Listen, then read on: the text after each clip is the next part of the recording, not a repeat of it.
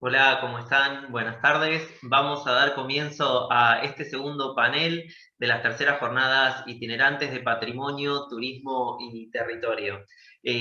Queremos comentar en primer lugar, voy a pedir que por favor Rom y Maite alguna me confirmen si está todo ok la transmisión por YouTube, eh, así no tenemos problemas técnicos. Eh, Hoy durante la mañana, perfecto, ahí me avisa Romina. Bien, durante la mañana estuvimos desarrollando el primer panel temático con tres conferencistas de gran renombre nacional e internacional, el doctor Roberto Bustos Cara, la doctora Claudia Troncoso y el doctor Manuel de la Calle Vaquero de la Universidad Complutense, donde analizaron diferentes perspectivas y dinámicas del contexto contemporáneo, obviamente cada uno de ellos con distintos enfoques y miradas, en relación con esta triada que da origen y nombre a esta jornada, que es el patrimonio, turismo y territorio. Durante este segundo panel vamos a estar trabajando y es un gran orgullo por ahí presentarlos. Nosotros somos docentes avanzados de la carrera de licenciatura en turismo y en arquitectura y estamos muy contentos de que este año se hayan sumado dos grupos de alumnos avanzados y una reciente egresada, para compartir parte de los trabajos de cátedra que vienen desarrollando, obviamente con un fuerte sesgo desde la gestión, que es desde donde lo trabajamos en la materia, y posteriormente, bueno, el AINE va a tener una mirada un poco más incisiva sobre el final con la presentación de su tesina. Les queremos agradecer especialmente a estos tres grupos que se han sumado. Valoramos mucho que el tiempo que han dedicado para la preparación de la presentación, sabemos que están en medios de exámenes, de recuperatorios y demás, así que es meritorio tenerlos hoy acá con nosotros. Vamos ya a dar comienzo, me va a acompañar como siempre, bueno, Maite, Clarisa y Romina, quien va a tener un rol más protagónico durante la tarde, y vamos ya a comenzar con la primera presentación. Romy, no sé si querés presentar a los chicos. Hola, buenas tardes. Estaba acá con mi niño. Algunas cuestiones de ruido. Bueno, vamos a dar comienzo entonces a este segundo panel. El primer grupo que les voy a presentar van a presentarnos sobre la nueva Mediateca Colón de Bahía Blanca, y el grupo está integrado por alumnos de, como bien dijo Andrés, de arquitectura y de turismo. Este grupo está integrado por Sofía Bottoni, Agustina Canosini, Brian Cruz, Facundo Paredes, Belén Posada y Sofía Robert. Les cedo la palabra, chicos. Bueno, comparto ya la presentación. Sí, Sofía, cuando quieran. El tiempo es de ustedes, manéjense, no tengan miedo, estamos entre conocidos. Perdón, una cosita, no se me prendió la cámara, no sé por qué, no la puedo encender. A ver, no hay drama, Belén. Igual, de todos modos, igual se te escucha bien, así que no hay problema. Ahí veo si te lo puedo acomodar desde acá y si no, no te hagas drama. Dale, gracias. Ahí se ve bien, ¿no? Sí, Perfecto. Sí, se ve. Bueno, buenas tardes a todos. Como ya comentó Romina, nosotros somos alumnos de las carreras de licenciatura en turismo y arquitectura. Durante el primer cuatrimestre trabajamos en la materia gestión del patrimonio urbano, realizando una propuesta de revalorización de un patrimonio, de un edificio patrimonial de nuestra ciudad, la ciudad de Bahía Blanca. Para este trabajo final elegimos el edificio que alojó al Hotel Sudamericano, hoy es conocido como el ex Hotel Sudamericano. Este edificio se encuentra muy próximo a la plaza central de nuestra ciudad, la Plaza Rivadavia, en la esquina de las calles Avenida Colón y Bron. Decidimos trabajar con este edificio por 4 motivos principales. En primera instancia, consideramos su ubicación. Creemos de gran importancia que se encuentre próximo al centro histórico de la ciudad. En segundo lugar, su gran significado histórico por haber tenido varios usos a lo largo del tiempo y a lo largo de la historia de la ciudad. y por encontrarse también cerca de otros edificios también de gran significado histórico. En tercer lugar, su estado actual se evidencia desde hace varios años su estado de abandono y cómo cada vez se encuentra más deteriorado.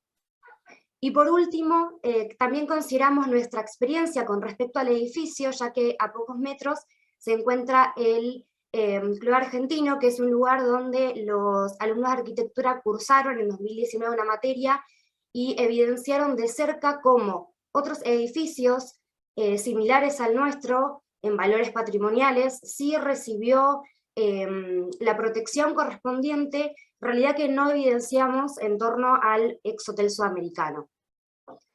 Con este trabajo lo que buscamos lograr bueno, principalmente revalorar nuestro patrimonio, generar interés en los jóvenes, porque este grupo poblacional suele estar ajeno a los valores del patrimonio, y por último también buscamos preservar todos estos valores, propiciando un espacio de desarrollo, de aprendizaje para niños, para jóvenes de todas las edades.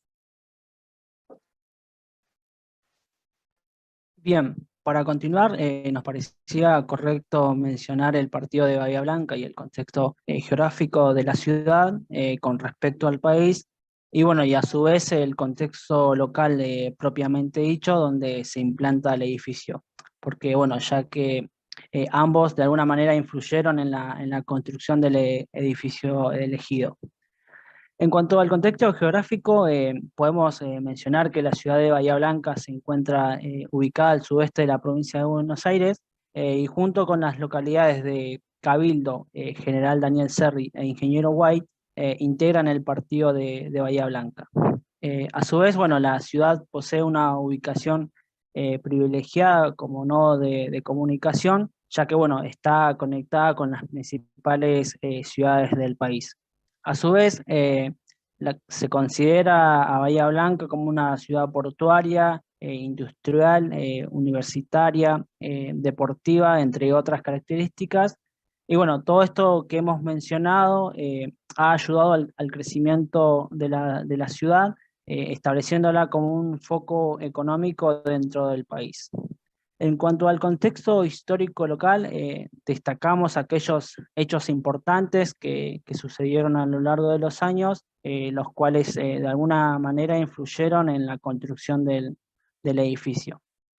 Bien, la ciudad de Bahía Blanca fue fundada en 1828 con la construcción de la Fortaleza Protectora Argentina, la cual bueno, se construyó con el objetivo de frenar el avance de los indígenas. Y desde ese momento hasta 1860, la población no logró consolidarse de forma muy notoria. Ya en 1870, luego de la demolición de la Fortaleza Protectora, se implantaron edificios cívicos alrededor de la plaza, como por ejemplo tribunales, el municipio y la iglesia. Y es así que durante la década de 1880 se produce un cambio cualitativo en la ciudad, ya que bueno, se nota un incremento poblacional y a su vez se destacan dos hechos importantes. En 1884 la llegada del ferrocarril, permitiendo bueno, de esta manera tener el contacto con distintas ciudades del país, y en 1885 se da la construcción del puerto y bueno, esta apertura al comercio internacional. En cuanto a la población, en un principio la mayoría de la población era extranjeros que eran provenientes de Italia y España, y bueno, luego se dio una inmigración masiva, alterando la fisonomía urbana, y bueno, trayendo consigo nuevas formas de vivir por parte de estos nuevos inmigrantes. Esto dio como resultado, a su vez en cuanto a la construcción de la ciudad, una mayor calidad de construcción que provenían de los inmigrantes, ya que se contrastaba con los usos y las prácticas tradicionales de la ciudad de Bahía Blanca. Es así que en 1904 la ciudad comenzó una etapa de transformación arquitectónica en cantidad y en calidad de las obras realizadas. Y es durante estos años que se construye el Hotel Sudamericano, el cual, bueno, se explicará a continuación.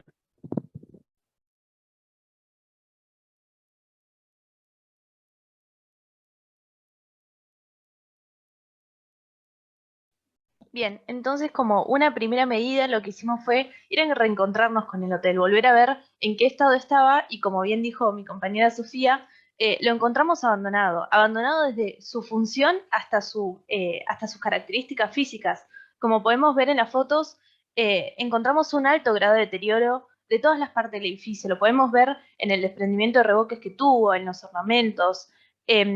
Hay un gran grado de abandono desde la perspectiva de la persona, desde la conciencia del habitante de Bahía, hasta el edificio en sí. Entonces, lo que hizo el municipio, a partir de estos desprendimientos que causaban un alto riesgo para las personas que circulaban en la ciudad, lo que hicieron fue colocar vallas metálicas que rodearan el perímetro del edificio para así proteger a las personas, pero a su vez esto nos sigue dando un indicio de lo que para la persona hoy es el edificio. Cada vez lo vamos tapando más y cada vez la persona va perdiendo esa relación con el edificio, haciendo que inconscientemente lo empecemos a olvidar. Sin embargo, y teniendo en cuenta estas medidas, existe hoy un proyecto, que es el proyecto de la Torre Obama, que lo que busca es revalorizar este edificio construyendo una torre que se separa de la línea municipal, dejando así entonces el casco histórico del edificio, que tiene distintas funciones. Dentro de la torre podemos encontrar amenities que son propias del edificio, o sea, funcionan solo para las personas que viven en él, y distintas suites y habitaciones residenciales para las personas de la torre. Sin embargo, este proyecto hoy en día se encuentra pausado, ya que no hay una respuesta del Consejo de Bahía para dar inicio a la obra, y si bien los propietarios del actual inmueble lo aprueban, está todo en pausa. No hay una actividad que de inicio, no hay una actividad que la apruebe, no hay una actividad que diga que se va a armar otra, sino que nadie se hace cargo de lo que hoy pasa con el edificio. Bueno, y ahora vamos a hablar un poquito de los criterios de valoración del bien, entendidos como aquellos atributos que se le van sumando a lo largo del tiempo al bien y que le agregan valor, ¿no? Y que hace que tengan características que ameritan ser preservadas. Yo, en particular, voy a hablar del valor histórico-cultural, hablando un poquito sobre los usos y que ha tenido el edificio a lo largo del tiempo, y bueno, la historia, ¿no? Comenzamos en el año 1906, cuando la compañía de seguros, la Previsora, una de las más famosas e importantes del país en ese momento, ordenó la construcción de este inmueble con la idea de concesionarlo como hotel.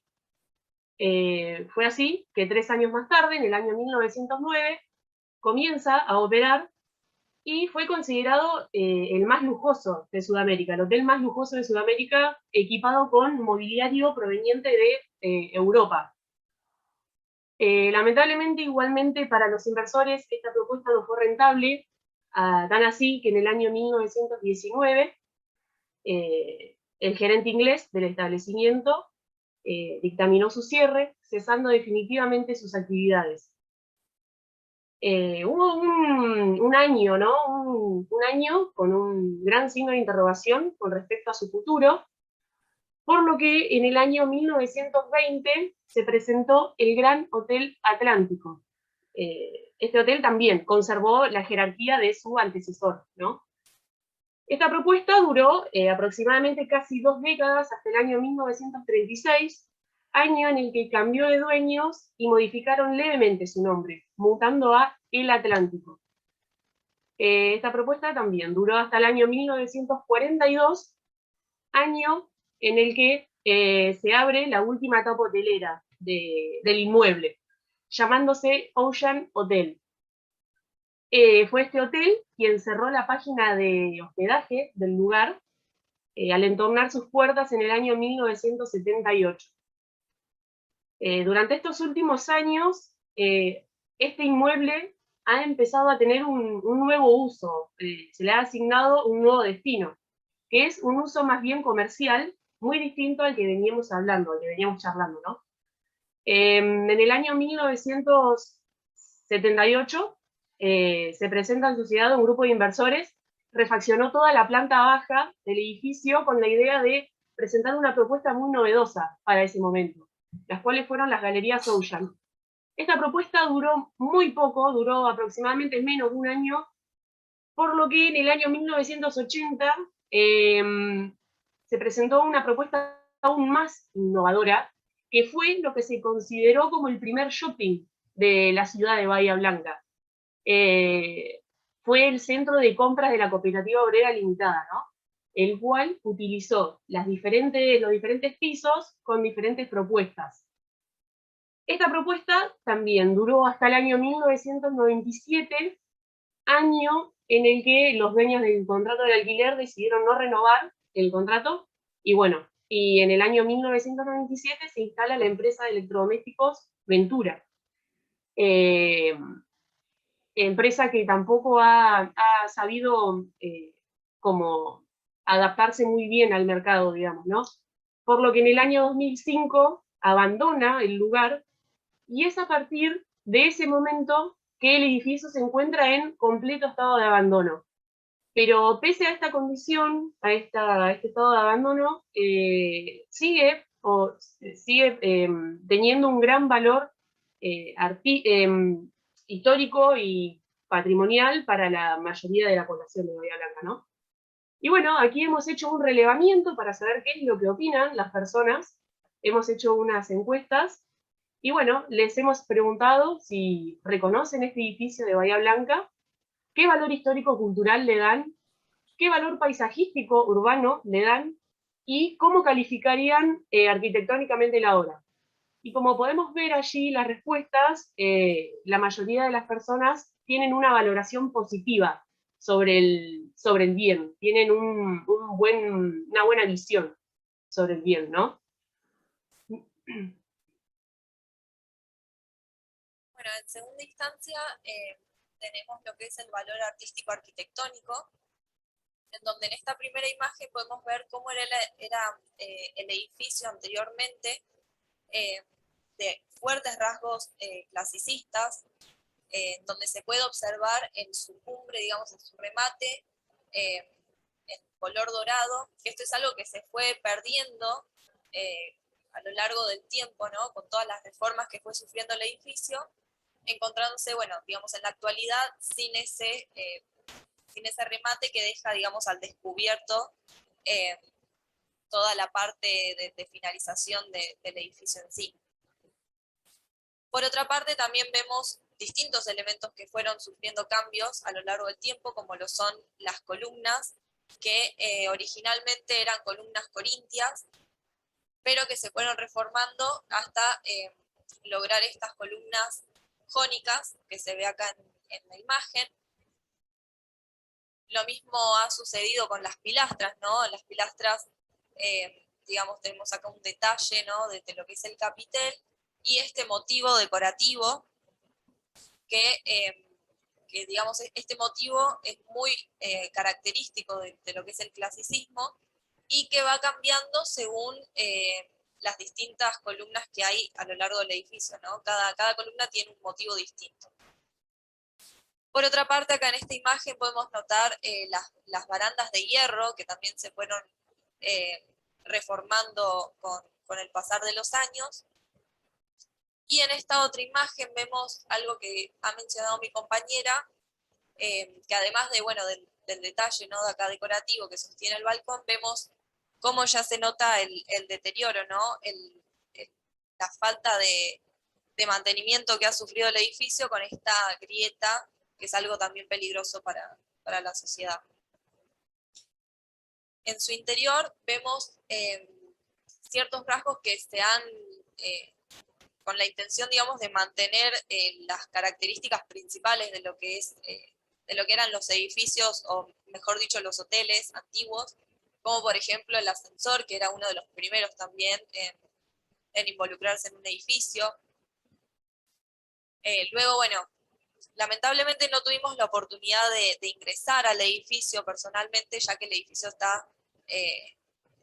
está abierto al público, pero sí pudimos conseguir estas imágenes de la fuente de la Nueva Provincia, el diario, en donde también seguimos viendo este abandono de este bien patrimonial, por ejemplo, en su cielo raso, hay placas que faltan, o por ejemplo en el piso, vemos como antiguamente el piso de parqué era algo muy importante, y acá vemos cómo se ha removido, ¿no?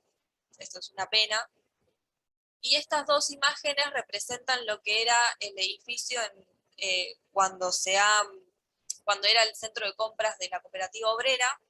En esta imagen superior vemos acá al fondo lo que es la escalera de mármol, que era algo también, junto con el ascensor, algo característico del edificio, y el centro de compras funcionando en su mayor auge. Y como último punto de los valores está el valor paisajístico urbanístico, en donde queríamos resaltar la zona en donde se encuentra ubicado el edificio y su área, que es próxima, digamos, a lo que es la manzana fundacional de la ciudad de Bahía Blanca, en donde se encuentra el Banco Nación, se encuentra también la Biblioteca Rivadavia, el ex Banco Hipotecario, el Club Argentino, que es, como mencionó mi compañera, también donde con los chicos de arquitectura cursamos en el 2019. Y en estas imágenes lo que queríamos resaltar era cómo el edificio, con su fachada, se abre más hacia la calle Brown, teniendo mayores dimensiones, ¿no? Y mayor detalle, que hacia la avenida Colón, ¿no? Claramente hay una fuerte intención de resaltar más sobre una calle que por sobre la otra. A su vez, queríamos remarcar cómo el edificio en sus orígenes era un edificio que resaltaba en el paisaje, ¿no? que tenía importancia, ya que bueno, a su alrededor no había ningún otro tipo de edificación, y cómo en la actualidad el edificio casi que pasa desapercibido, ¿no? Solamente no pasa desapercibido porque sabemos su importancia, pero en sí, con todas las construcciones que se le han hecho, los distintos usos, por ejemplo, en esta esquina hay una estación de servicio muy importante, como este contraste entre lo histórico, ¿no? y lo actual hace que este sentimiento de paisaje y su valor cambie, ¿no?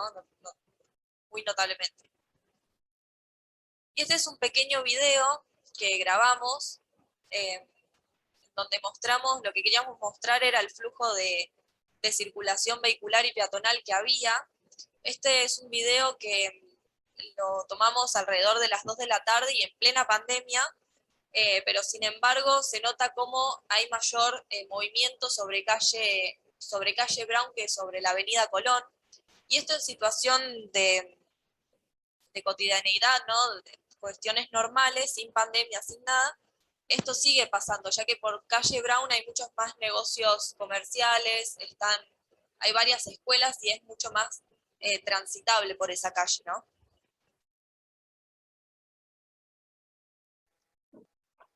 Actualmente, como ya comentó mi compañera, existe un proyecto para la puesta en marcha de este edificio, la Torre Obama. Este proyecto se encuentra presentado en el Consejo Deliberante. Se trata de una torre que está pensada para ser un hotel boutique de exclusivo uso privado y para personas de alto poder adquisitivo. Convendría que este proyecto se presente en una manzana con un espacio verde más amplio, porque a pesar de que está conservando la fachada original del edificio, rompe totalmente con la armonía patrimonial que tiene el mismo, evidenciando cómo el consumismo, la globalización, la falta de identidad que tenemos amenaza con estos valores culturales, arquitectónicos, sociales e históricos que tiene este edificio.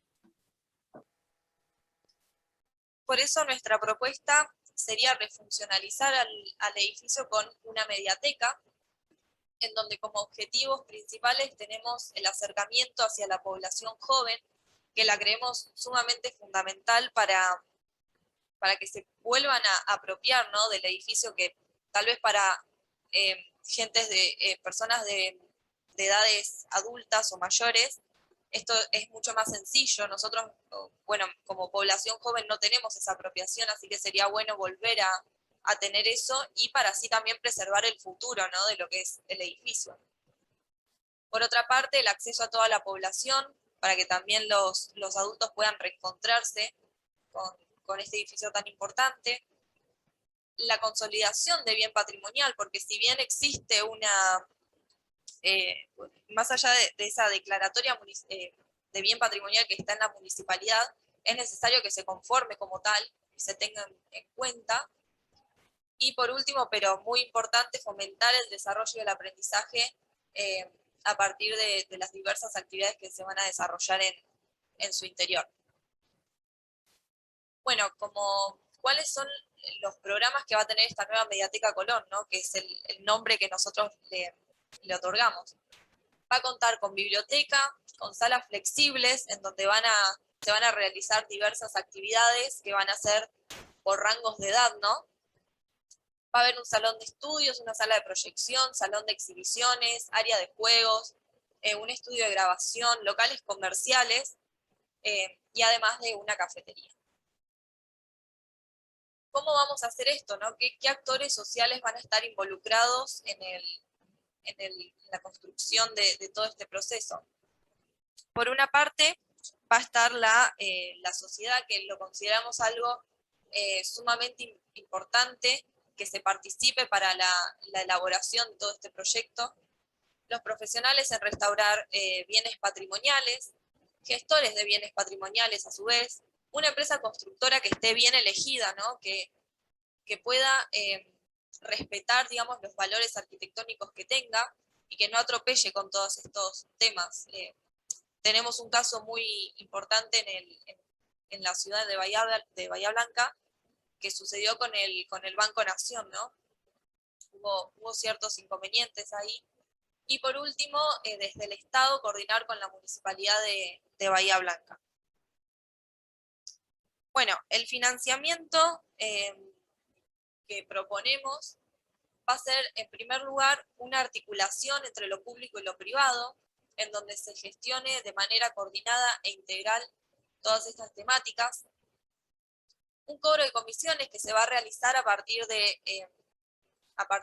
los distintos locales comerciales, de la cafetería y hasta del estudio de grabación, en donde a partir de la concesión de estos lugares, permitir, digamos, desde el punto de vista del alquiler, tomar un cierto porcentaje de eso, más el cobro de comisiones, y todo ese dinero que sea destinado al mantenimiento en sí del edificio, y así poderse seguir estando en pie. Y por último, desde la municipalidad, lo que proponemos es un programa general de reestructuración de los bienes patrimoniales que se encuentran en todo el casco histórico de la ciudad. Es así como nos preguntamos cómo empezamos a difundir esta propuesta que nosotros tenemos, qué buscamos difundir y hacia quiénes particularmente va a ir referenciado. Es así como, a partir de los criterios que nosotros seleccionamos durante todo este análisis explicado, cuáles son los más relevantes para nosotros, y el trabajo de campo, las encuestas que hicimos, seleccionamos 5 puntos primordiales para nosotros para llevar a cabo este mensaje. La primera es captar la atención de los jóvenes, esto que decía Sofi, que para nosotros es muy importante la relación de la persona joven que vuelva al edificio y vuelva a vivirlo y a sentir la importancia que tiene. Conocer el edificio a partir de sus hechos históricos, que entienda, y esto también está relacionado con el punto 3, de concientizar la importancia del bien, que entienda cuál fue su historia y por qué es un patrimonio y por qué es importante que siga a lo largo del tiempo en la ciudad, brindar espacio de actividades educativas a través de la tecnología, que esto es como un eje para nosotros, que las personas jóvenes siempre buscan estar con la tecnología y poder vincular todos esos puntos para que nuestro proyecto sea exitoso.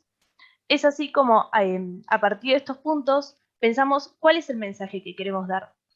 Queremos que la persona en una primera instancia, como bien decía antes, conozca cuál fue la historia, cuáles fueron las funciones que fue explicando mi compañera Belén, y se empieza a interiorizar en este edificio que hoy está olvidado y que nadie reconoce, o muy pocas personas lo hacen.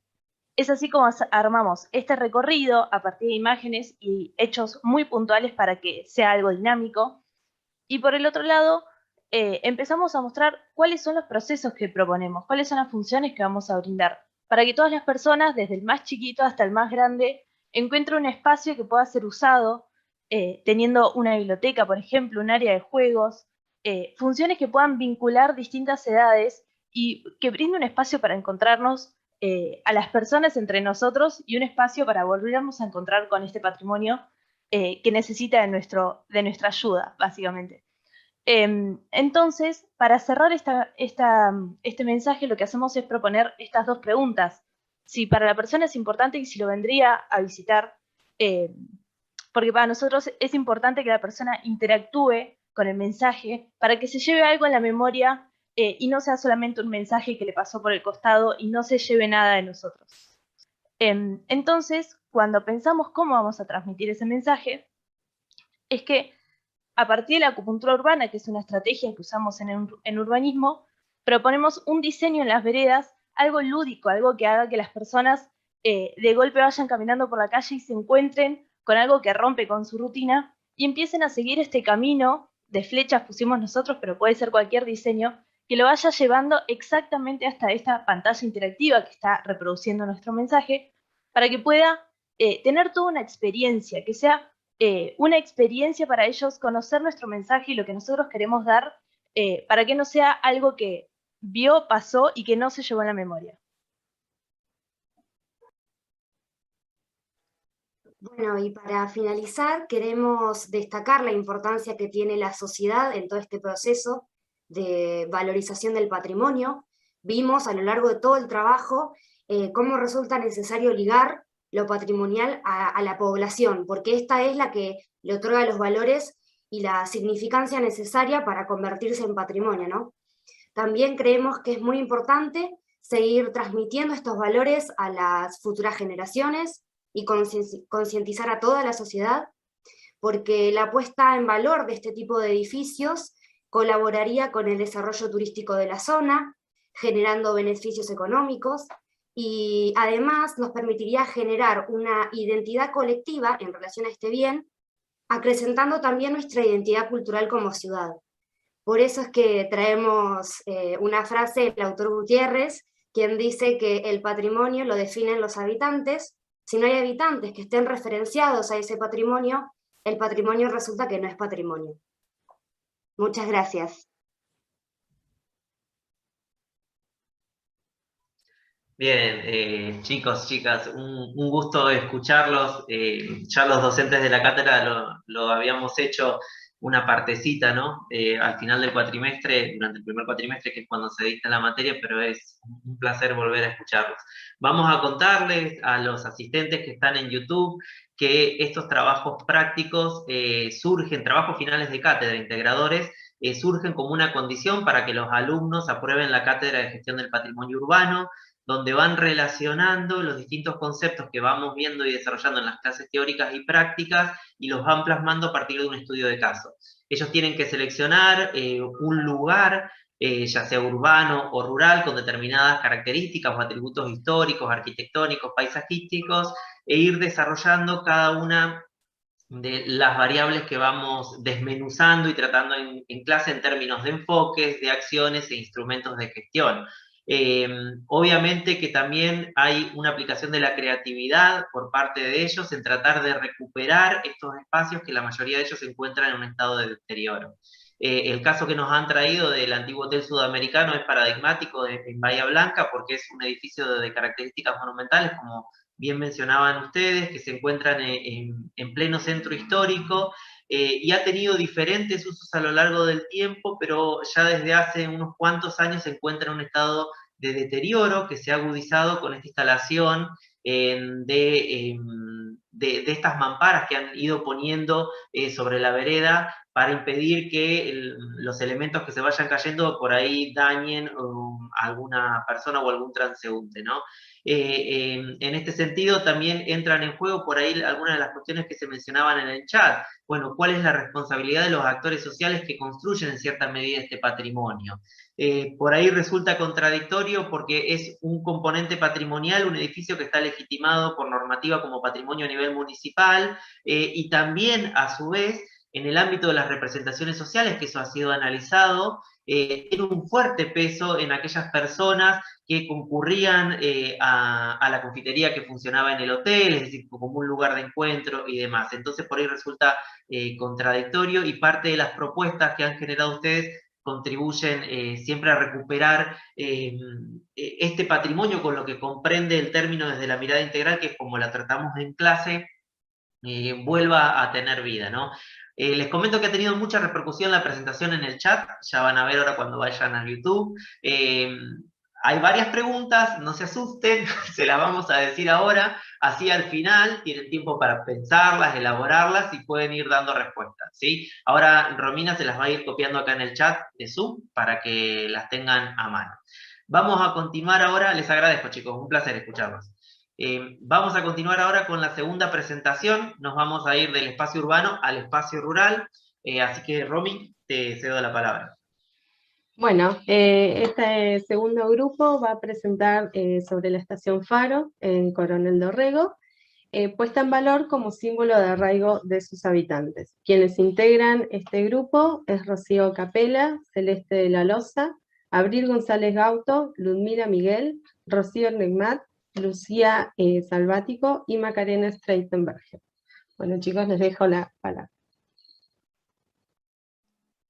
Ahí comparto.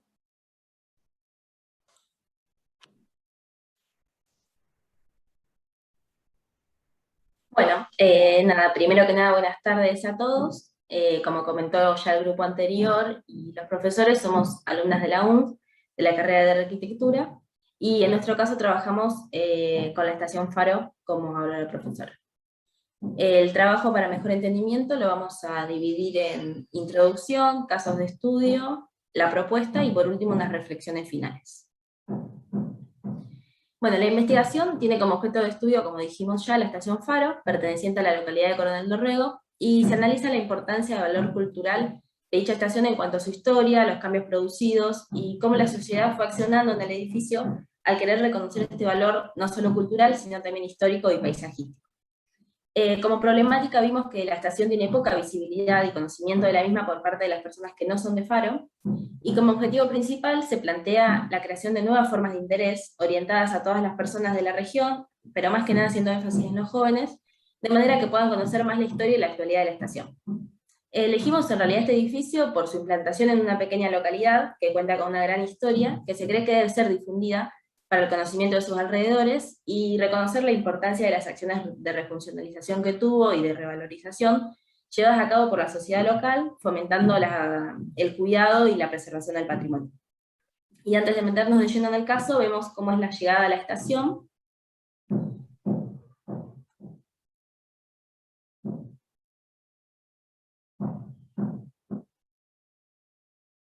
Tenía un sonido, pero bueno, no, capaz que Ro tenés que prender el micrófono. Pero igual si no, no pasa nada. Perdón, voy de vuelta. Ahí está.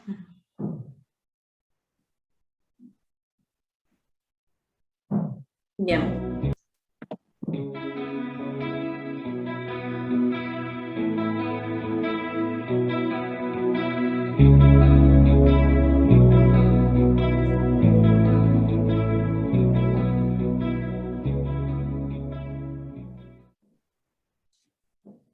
Bueno, ahora sí, ya dentro del caso de estudio, vamos a ver el contexto geográfico, el histórico, la actualidad y los criterios de valorización. Y en cuanto al contexto geográfico, bueno, la estación se encuentra, como dijimos, localizada en la localidad de Faro, perteneciente al partido de Coronel Dorrego, y este lugar se localiza al sur de la provincia de Buenos Aires, específicamente a 23 kilómetros de Coronel Dorrego, siendo necesario transitar 15 kilómetros por tierra y 8 kilómetros por la ruta nacional número 3 para poder llegar. La estación está inserta en una zona rural, a un lado de la actual ruta provincial número 72, y marca un límite para el pueblo junto a una capilla que está a un costado y la escuela que se ubica a su alrededor.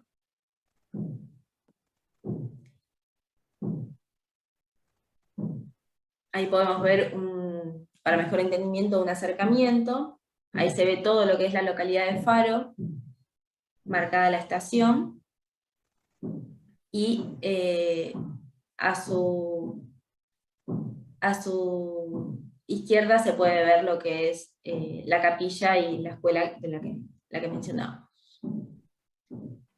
Después, en cuanto al contexto histórico local, se puede decir que durante el siglo XX el ferrocarril potenció el desarrollo de grandes zonas rurales en el país, lo que posibilitó la conexión de puntos geográficos distantes, y esto funcionó como un nodo estratégico que permitió la articulación de la trama urbana, razón por la cual la fundación de Faro en realidad se encuentra ligada a la habilitación del ferrocarril sur. Debido a esto, en el año 1911 se inauguró el ramal perteneciente a la línea Coronel Dorrego Cooper, conocida más tarde como de Ferrari, que incluía la estación Faro junto a estaciones de otros poblados como Gil, Subiaurre, Oriente, habilitando una comunicación fluida entre estas distintas regiones. Luego, en cercanías al espacio ferroviario de Faro, comenzaron a asentarse familias que se relacionaban a las actividades agropecuarias. Por lo tanto, los primeros pobladores del lugar fueron estancieros, arrendatarios, trabajadores rurales o comerciantes, quienes por su labor permitieron que la población se incrementara y mantuviera en el tiempo, fomentando la construcción de viviendas, instalación de comercios, otros establecimientos de uso local. Luego, a partir de la incorporación de estas nuevas infraestructuras ferroviarias y las destinadas a los procesos productivos, se fue creando un nuevo paisaje de la Pampa bonaerense que hasta ese momento era principalmente un área rural. Luego, en la década del 40, llegaron los primeros plantines de olivos a la región, desde la provincia de Mendoza llegaron, y dieron origen a la característica producción de Faro y la zona, la cual hoy en día también perdura hasta la actualidad. Después, hablando de los habitantes y eso, durante su época de esplendor, digamos, llegó a contar con una población aproximadamente de 600 habitantes, pero a partir de la clausura del ramal del ferrocarril y varias inundaciones que hubo, en 1961 la estación quedó en estado de inactividad, llevando a que su pueblo quedara abandonado porque hubo un masivo éxodo de habitantes, y resultó que en la actualidad la localidad de Faro cuenta nada más con 20 habitantes, y se vea, como dijo el famoso poeta chacarero Luis Domingo Vero, como la estación de la vía muerta. Y así es como se veían en ese entonces por esta clausura y abandono. Y a continuación vamos a ver unos fragmentos de una entrevista con una residente del lugar. Antes, después de que él dice que se inundó, habían quedado 2 o 3 personas, claro, nada más. No había nada. Y las casas destruidas. Claro. O sea, se inundó todo. Sí, se inundó. Se perdió todo. Entonces la gente se fue. Claro. No había trabajo. Claro. Los poquitos comercios que había, que era la cooperativa, y algún almacencito que había, todos empezaron a cerrar. ¿Qué van a hacer? Claro. La gente en el campo no trabajaba. Claro. Entonces empezaron a ir.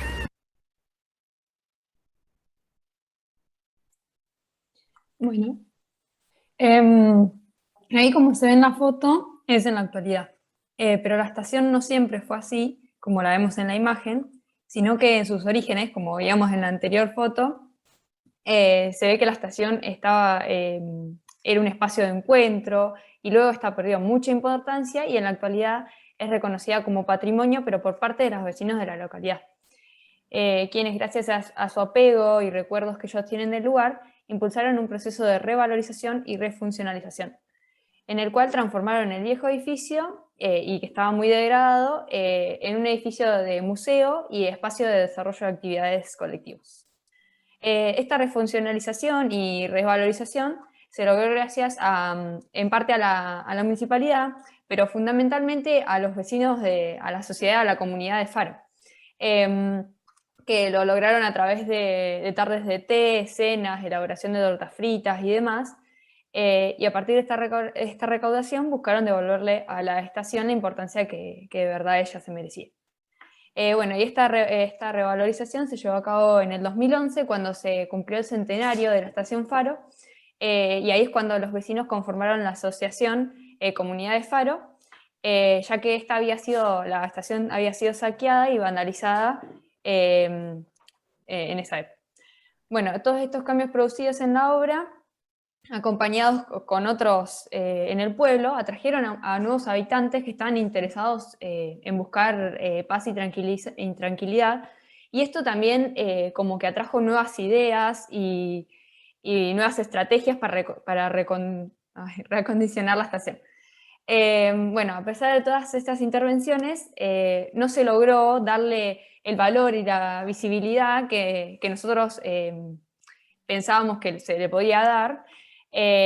Solamente se la visibilizó a una escala local y ni siquiera llegó totalmente a Coronel Dorrego, solamente los vecinos de Faro y alguna de la gente de Coronel Dorrego. Bueno, esto hicimos encuestas, pero no las mostramos acá, más adelante. Y bueno, y esto es lo que lo consideramos una de las problemáticas. Y bueno, y acá seguimos con una entrevista que respalda lo anteriormente mencionado. Y a su vez, la municipalidad se la presta a la asociación Comunidad de Faro para que haga sus reuniones, se reúnen ahí. Sus eventos. Claro. Hacen un poquito de todo ahí. Claro. El andén no era nada, tenían que sacar con escobas las cacas de las palomas, era todo sin techo, sin nada. No había nada. Y bueno, y a ella se le ocurrió hacer la muestra ahí, y hubo un montón de gente, estuvo re lindo. Bueno, y a raíz de eso, después vino todo este parate de la pandemia, pero a raíz de ahí ella después empezó a venir y se hacían las muestras re lindas, hacían tortas fritas, o qué sé yo, si se podía hacer un almuerzo se hacía.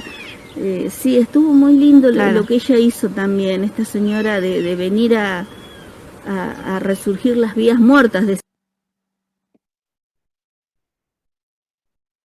Bueno, y seguimos con los criterios de valorización, que los hicimos a través de una realización de trabajo de campo, y se establecieron 3 criterios de valorización: el paisajístico urbanístico, el histórico-cultural y el artístico-arquitectónico. Dentro del interés histórico-cultural, se puede mencionar primero que nada que, como se dijo anteriormente, la estación se inauguró en 1911 y fue habilitada como estación ferroviaria de la línea de Ferrocarril Sur, que era en un contexto agroexportador, y el ramal era perteneciente a Coronel Dorrego Cooper o de Ferrari. Gracias a esta habilitación y al trazado ferrocarril se dio origen al poblado de hoy en día, la cual permite contar con una relación directa con el resto del país, de las regiones del país, y esto lo insertó en un desarrollo productivo. Entonces, a partir de esto se crearon múltiples puestos de trabajo, y ahí es cuando la gente empezó a venir a Faro y tuvo un crecimiento. Bueno, con el paso de los años, la estación se abandonó y sufrió un proceso de deterioro y vandalización. Pero con el interés de la gente, en el 2011 fue restaurada, refuncionalizada, como dijimos antes, para preservar la memoria y la cultura que ellos creían y se merecía la estación. Bueno, esto se debió a que esta estación, como dije, tiene identidad, memoria, ya que fue el espacio de encuentro en que ellos crecieron y bueno, se sienten arraigados e identificados. Y bueno, en la entrevista que ahora vamos a mostrar, se persigue el arraigo de la estación y la lucha por esa reinauguración que tuvieron. Bueno, ella empezó cuando estaba la primera intendencia de Fabián. Sí. Bueno, empezó a resurgir esa estación. Cómo luchó. Qué hermoso trabajo luchó muchísimo hasta que se reinauguró esa estación. Fue muy lindo todo lo que hicieron. Yo agarré la última etapa, pero fue hermoso. Para el centenario de Faro, que fue en el 2011, fue la reinauguración, ¿no? Sí, creo que fue para esa época. Claro. Después, cuando entró Lagos en Cultura, él quiso cambiar un poquito adentro, porque antes era un museo. Se había conseguido cosas de todos los campos, ¿viste? De todos lados, y le habían donado cosas. y había quedado como un museo. Después Lagos tuvo otra idea, viste que cada uno tiene sus propias ideas, y entonces quiso hacer como algo ferroviario que sea todo, viste, con cuadros ferroviarios, y fueron sacando todo lo que había, dejaron muy poquito. Sí. Bueno, en cuanto al interés artístico arquitectónico, podemos decir que la estación, como vemos, forma parte de la arquitectura ferroviaria del país. En la imagen se puede ver que es una construcción robusta que pertenece al estilo inglés, que tiene pequeñas dimensiones y que está materializada principalmente en lo que sería ladrillo, madera, vidrio, columnas de hierro. El edificio cuenta con una sola planta y la fachada es completamente uniforme y tiene una secuencia de vanos con dintel curvo y elementos decorativos que le dan linealidad por la horizontalidad de estos elementos. En cuanto al exterior, vemos en la imagen que tiene un pórtico de entrada, que le permite una relación directa, digamos, con el paisaje, ya que en su momento, cuando la estación funcionaba, estaban dispuestas las vías. Este pórtico tiene columnas de sección circular, de hierro fundido, que le dan jerarquía a este acceso y, como se aprecia en la foto, tienen detalles en el remate y forman una especie de capitel. Otra característica distintiva de la arquitectura ferroviaria en general es la disposición que tiene el edificio con respecto a las vías, las cuales en su época eran las que le daban el perfil característico de estación, ya que la disposición de la estación era paralela a las vías por la característica de paso, lo que se diferenciaba más que nada con lo que son las terminales de tren que se disponen como remates, entonces se encuentran en forma perpendicular. Las aberturas de la obra, como mostramos en la imagen, están materializadas de madera con vidrio y están enmarcadas, como así también lo podemos observar a este resaltamiento en las esquinas de la edificación, porque cuentan con una especie de sillar almohadillado. Ahí se aprecia. Y también por su parte, la techumbre es a dos aguas y está materializada con chapa sobre tirantería de madera. Que todo esto, bueno, apareció de nuevo con la renovación que le hicieron debido a que se había perdido con el paso del tiempo y el deterioro. En el interior lo que tenemos es, bien entramos, el salón principal, que se accede desde el pórtico y se conecta con una sala menor o un comedor que mediante un pasillo permite que haya un acceso a una cocina y a un baño que se encuentra todavía más apartado. Por último, hablando del interés paisajístico urbanístico, podemos decir que toda esta extensión de la red ferroviaria produjo un cambio en lo que era el paisaje rural, porque en torno a ella, como mencionaban mis compañeras, se asentaron estos nuevos poblados como Faro, modificando todo este perfil paisajístico puramente rural dedicado a ciertas explotaciones, como decíamos, del olivo, por ejemplo. Por lo tanto, la estación ahora quedó rodeada de campos fértiles y se encuentra a pocos kilómetros del mar y la concurrida Ruta Nacional 3. También podemos mencionar que con respecto a la trama del pueblo, se encuentra como un elemento lateral, que forma como un cuadro de estación rectangular lineal que estructuró el crecimiento del poblado. Entonces podemos leer a la estación como un límite urbano de este pueblito de 6 cuadras, quedando toda la trama urbana subordinada al espacio ferroviario. Y una distinción que podemos hacer con respecto a su situación inicial era que su localización de manera paralela a las vías, que hoy en día están enterradas por debajo de la ruta 72, para aumentar la cota de nivel y reducir los riesgos de inundación que se mencionaban que habían pasado anteriormente, le otorgan todavía un perfil paisajístico agropecuario pampeano que es bastante destacado. Bueno, en cuanto a las propuestas que planteamos en este patrimonio, nos basamos en encuestas que hicimos realizadas anteriormente, en entrevistas, como se pudo ir viendo a medida de la exposición, y lo que hicimos para terminar fue una proposición de actividades que generen visibilización y reconocimiento a este patrimonio que estaba olvidado por parte de los vecinos y del pueblo, pero que tiene mucho reconocimiento para los más cercanos a la estación.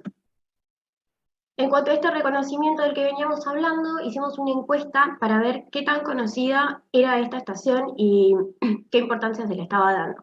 en lo que obtuvimos que a lo que era nivel Dorrego, en su mayoría era conocida la estación, no tenían mucha relación con ella, pero sí sabían dónde estaba, dónde ubicaban y en algún momento habían asistido ahí.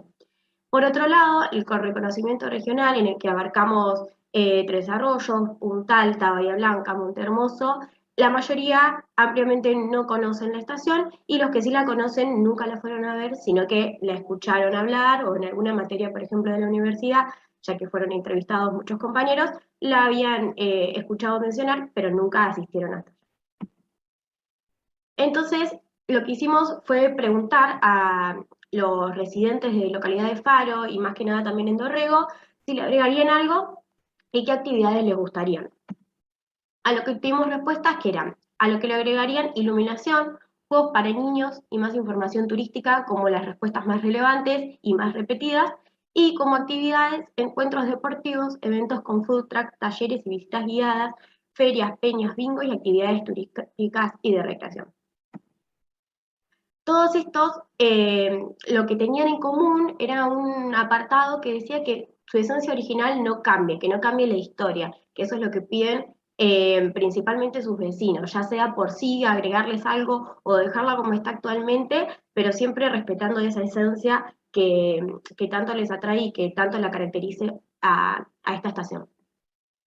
Y aparte, si vos quisieras trabajar, por ejemplo, hay alguien que quiere venir a vivir acá porque está tranquilo, pero no tiene trabajo o no tiene sus modo de vivir como tienen otra gente. Por ejemplo, acá son casi todos jubilados. Claro, que tienen un ingreso fijo. Sí, fijo. Claro. Si no son jubilados, son retirados, y si no son retirados, este chico, bueno, pero tenés que tener algo para trabajar y para vivir.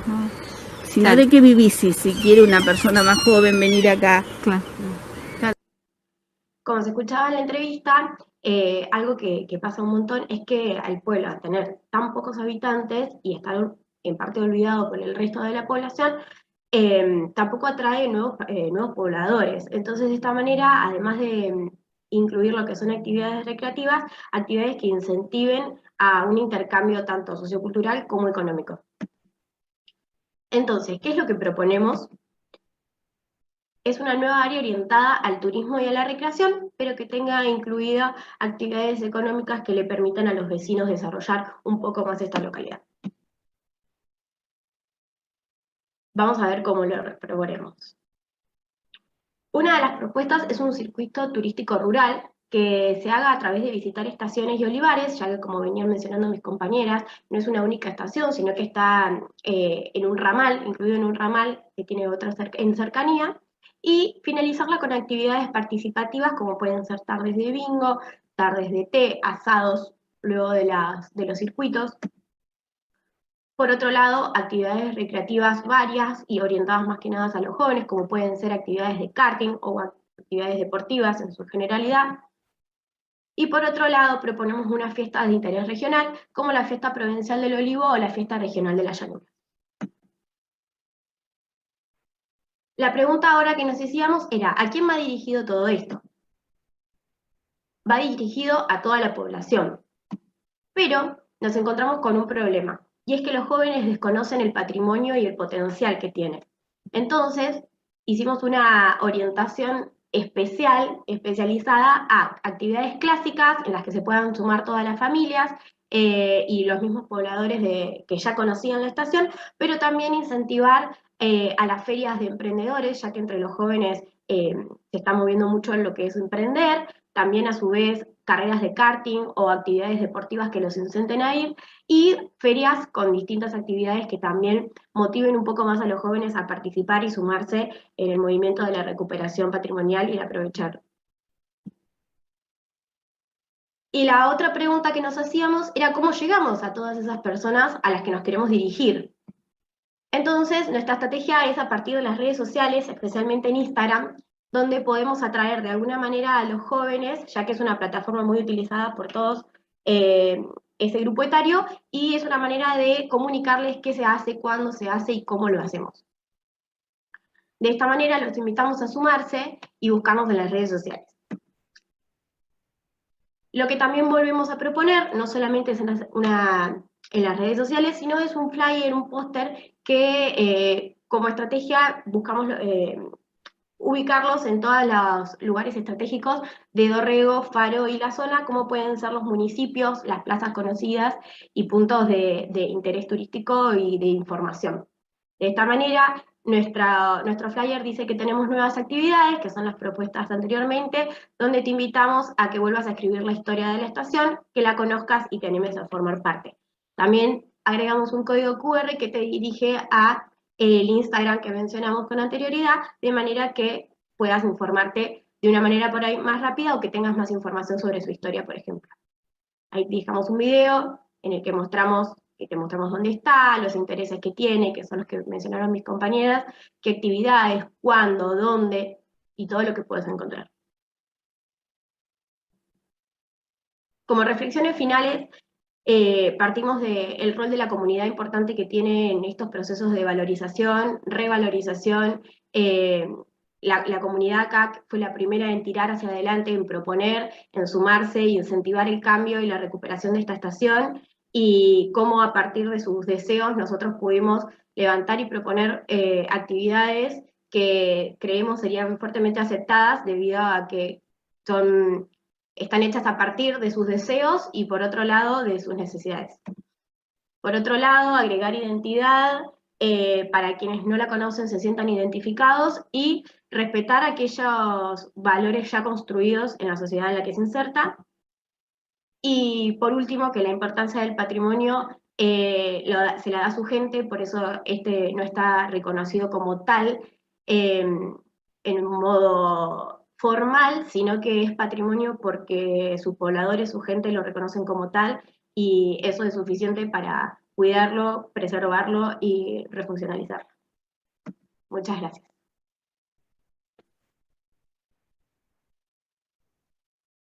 Bien, chicas, excelente, felicitaciones por la presentación, un gusto volverlas a escuchar de nuevo. Se hizo muy ameno la presentación, como iba articulando con las entrevistas realizadas y demás, como una de las tantas que hicieron, así que felicitaciones. También tuvo mucha repercusión en el chat, hubo varios comentarios, así que ya le vamos a estar copiando acá también por el chat de Zoom para que se vayan organizando con las preguntas. Me gustaría mencionar que el caso que presentaron las chicas nos toca muy de cerca porque la localidad de Faro y precisamente la estación Faro fue el primer lugar donde realizamos la primera jornada itinerante de patrimonio, turismo y territorio, que acá las chicas me están asintiendo porque participaron como asistentes en su momento, con un poco el objetivo de estas jornadas y por eso la caracterización de itinerante, ¿no? Tratar de desarrollarla cada año en un lugar diferente, principalmente en pueblos y parajes rurales donde se estén desarrollando este tipo de iniciativas, estos mecanismos de preservación patrimonial, un poco también para salir de la oficina, de la universidad y ver de qué manera se puede aportar a aquellos vecinos que están desarrollando este tipo de procesos de manera desinteresada. Lo importante de esta primera jornada fue que logramos congregar casi 100 asistentes en la estación en una localidad tan chiquita de unos 20 habitantes. Entonces, ese día estuvo convulsionado el pueblo. Esperamos el año que viene poder volver a la presencialidad y retomar esta tarea en alguna de las localidades del sudoeste bonaerense, que es una deuda también para la universidad, ¿no? Con este reclamo de la función de transferencia, ¿no? que tanto le debemos a la sociedad. También me gustaría destacar la diferencia con el caso anterior que planteaban las chicas con el antiguo Hotel Sudamericano, un edificio que está en desuso, que todavía no hay una función específica o no hay un acuerdo entre los actores intervinientes para ponerlo en valor, por lo tanto está ahí a la espera de que le llegue una refuncionalización o una demolición. Y digo esto por la experiencia que venimos atravesando en Bahía Blanca con relación a otros edificios. También me gustaría destacar en este caso que presentaron las chicas la relevancia que adquirió el ferrocarril, sobre todo en las representaciones sociales de los residentes que vivenciaron esa época. Obviamente todos los que residen hoy en Faro formaron parte de esa realidad dinámica que se generaba en torno a la llegada y a la partida del tren y en torno a la estación, con lo que ello implicaba, ¿no? Entonces, en ese sentido de pertenencia que genera el ferrocarril con la localidad, se traduce hoy en día y se revitaliza a partir de este proceso de puesta en valor, que en parte es impulsado por el municipio, pero que también requirió de la participación y el gran compromiso de antiguos residentes y nuevos residentes que se asentaron en la localidad.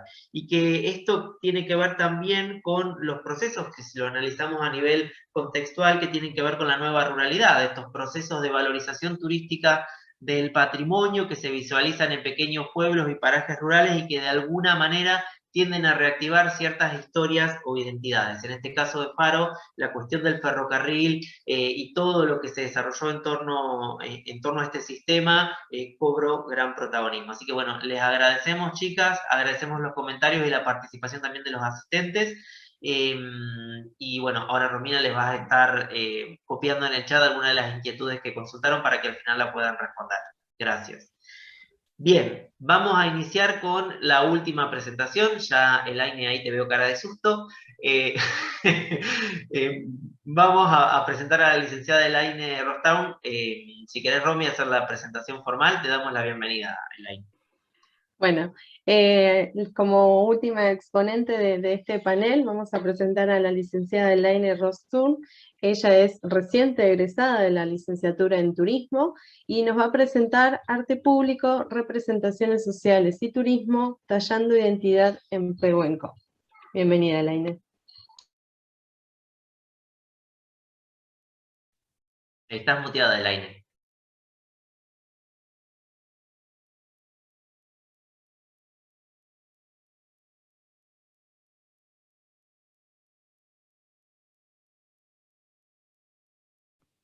¿Ahora? Ahí está, perfecto. Bueno, esperen que no me vea la pantalla. ¿Se ve en mi pantalla? Sí, ahí estás en la diapositiva de objetivo general y específico. Sí, pero no puedo ver mi pantalla. Si no, vuelve a compartir, Elaine, no hay problema. Uy, qué problema. Ahí está. Ahora sí. ¿Me ven? ¿Me ven? Sí, te vemos a vos, pero ahora no a la presentación. Volvé a compartir si querés, por favor. ¿Ahora? Y específico. Bueno, buenas tardes. Disculpen. Como ya han mencionado, el nombre de mi tesina para la licenciatura en Turismo es Arte Público, Representaciones Sociales y Turismo, Tallando Identidad en Pehuenco. La dirección del estudio estuvo a cargo del licenciado José Ignacio Larreche y la codirección a cargo del doctor Claudio Pirillo. El objetivo general que persigue el estudio es el de analizar la construcción de representaciones identitarias generadas a partir de Tallando Identidad como arte público y estrategia turística en la Villa Balnearia Pehuenco. Para esto, los objetivos específicos fueron relevar y caracterizar las esculturas públicas que surgen de Tallando Identidad en la Villa Turística de Pehuenco, indagar sobre los actores y espacios públicos involucrados en el evento, reconocer las representaciones que se desprenden de las esculturas en cuestión y reparar en aquellas ausentes, y sugerir estrategias turísticas que tiendan a fortalecer la iniciativa. En cuanto a la hipótesis, esta nos dice que el arte público, basado en representaciones compartidas, contribuye a la reafirmación de la identidad y a la diversificación de la imagen turística de Pehuenco. En cuanto a la metodología utilizada, esta nos habla, en primer lugar, de una investigación exploratoria, ya que se aborda un tema poco estudiado, y descriptiva, ya que a partir de datos primarios y secundarios, así como del trabajo con las representaciones sociales, se buscan describir particularidades de Pehuenco, del encuentro y de las esculturas. A su vez, el enfoque desde el cual se aborda el estudio es mixto, cuantitativo por un lado, ya que se trabaja con datos obtenidos de los cuestionarios semiabiertos aplicados, aunque se hace énfasis en la dimensión cualitativa que brinda amplitud y contextualización en el análisis que demanda el estudio. Por último, es necesario mencionar que a lo largo del trabajo de campo se adoptó una observación participativa para poder identificar más peculiaridades de los distintos objetos sometidos a análisis.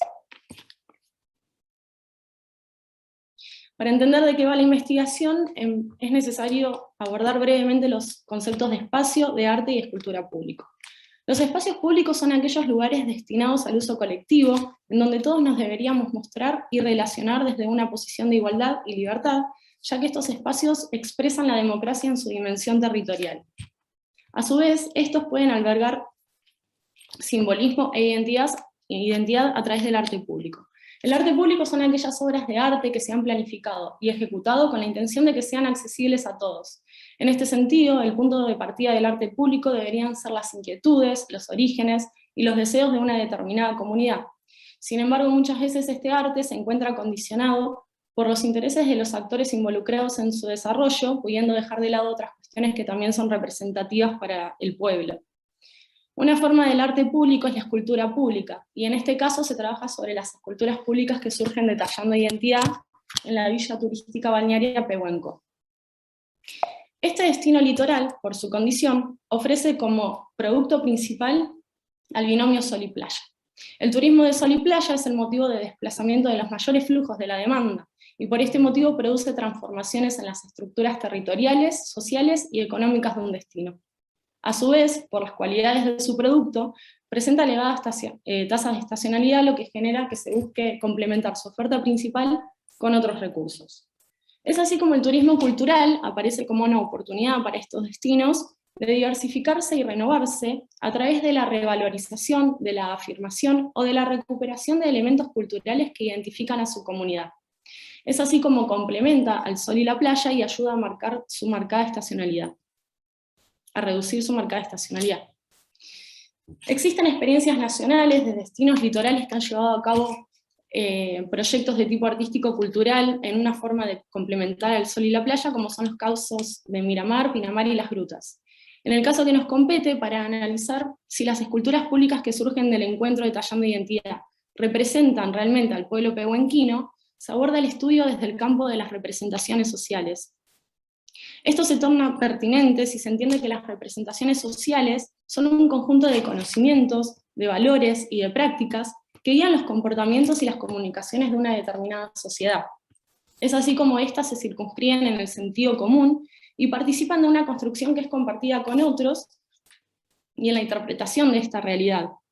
A su vez son construidas, es decir, que se apropian de una realidad externa a través de la educación, de los modelos de pensamiento, de la tradición, de la cultura, de la familia, y elaboran explicaciones acerca de dicha realidad, es decir, que son constituyentes, para poder transitar la vida diaria. Es en este marco que surge la pregunta acerca de qué representaciones y de quiénes rondan a la propuesta de Tallando Identidad, que bajo este nombre deja entrever que procura hacer una apuesta identitaria. Como las representaciones son complejas y multideterminadas, a lo largo del estudio, para abordarlas, se sigue la clasificación de las mismas propuesta por Abric y los conceptos de objetivación y anclaje propuestos por Moscovici. Es así que en búsqueda de una posible objetivación, se analizan las representaciones cognitivas que exhiben los visitantes en torno a la villa a partir de información obtenida de la entrevista de la tesina de Rocío Cadirola y de datos obtenidos de la Dirección de Turismo del partido. Complementando las representaciones cognitivas, analizan las representaciones identitarias que exhiben residentes y segundos residentes, y en este punto se opera con información obtenida de la entrevista realizada al director de turismo del partido y de la tesina de José Ignacio Larreche. Con el fin de observar si estas cuestiones se ven representadas en el encuentro y en las esculturas, se abordan las representaciones en su función icónico-simbólica. Aquí se opera con información obtenida de la entrevista realizada al presidente de la Subcomisión de Cultura del balneario, de los cuestionarios semiabiertos aplicados sobre la población y de la observación participante adoptada. En cuanto a las propuestas, estas se van a elaborar utilizando las representaciones en su función de orientación y justificación.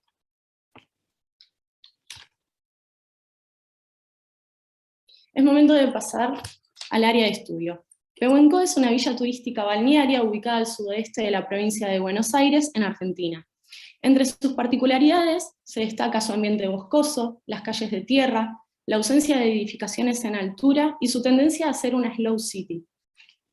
Por su condición de destino litoral, en época estival, el número de visitantes asciende exponencialmente y esto genera también que se encuentre marcado por una gran estacionalidad.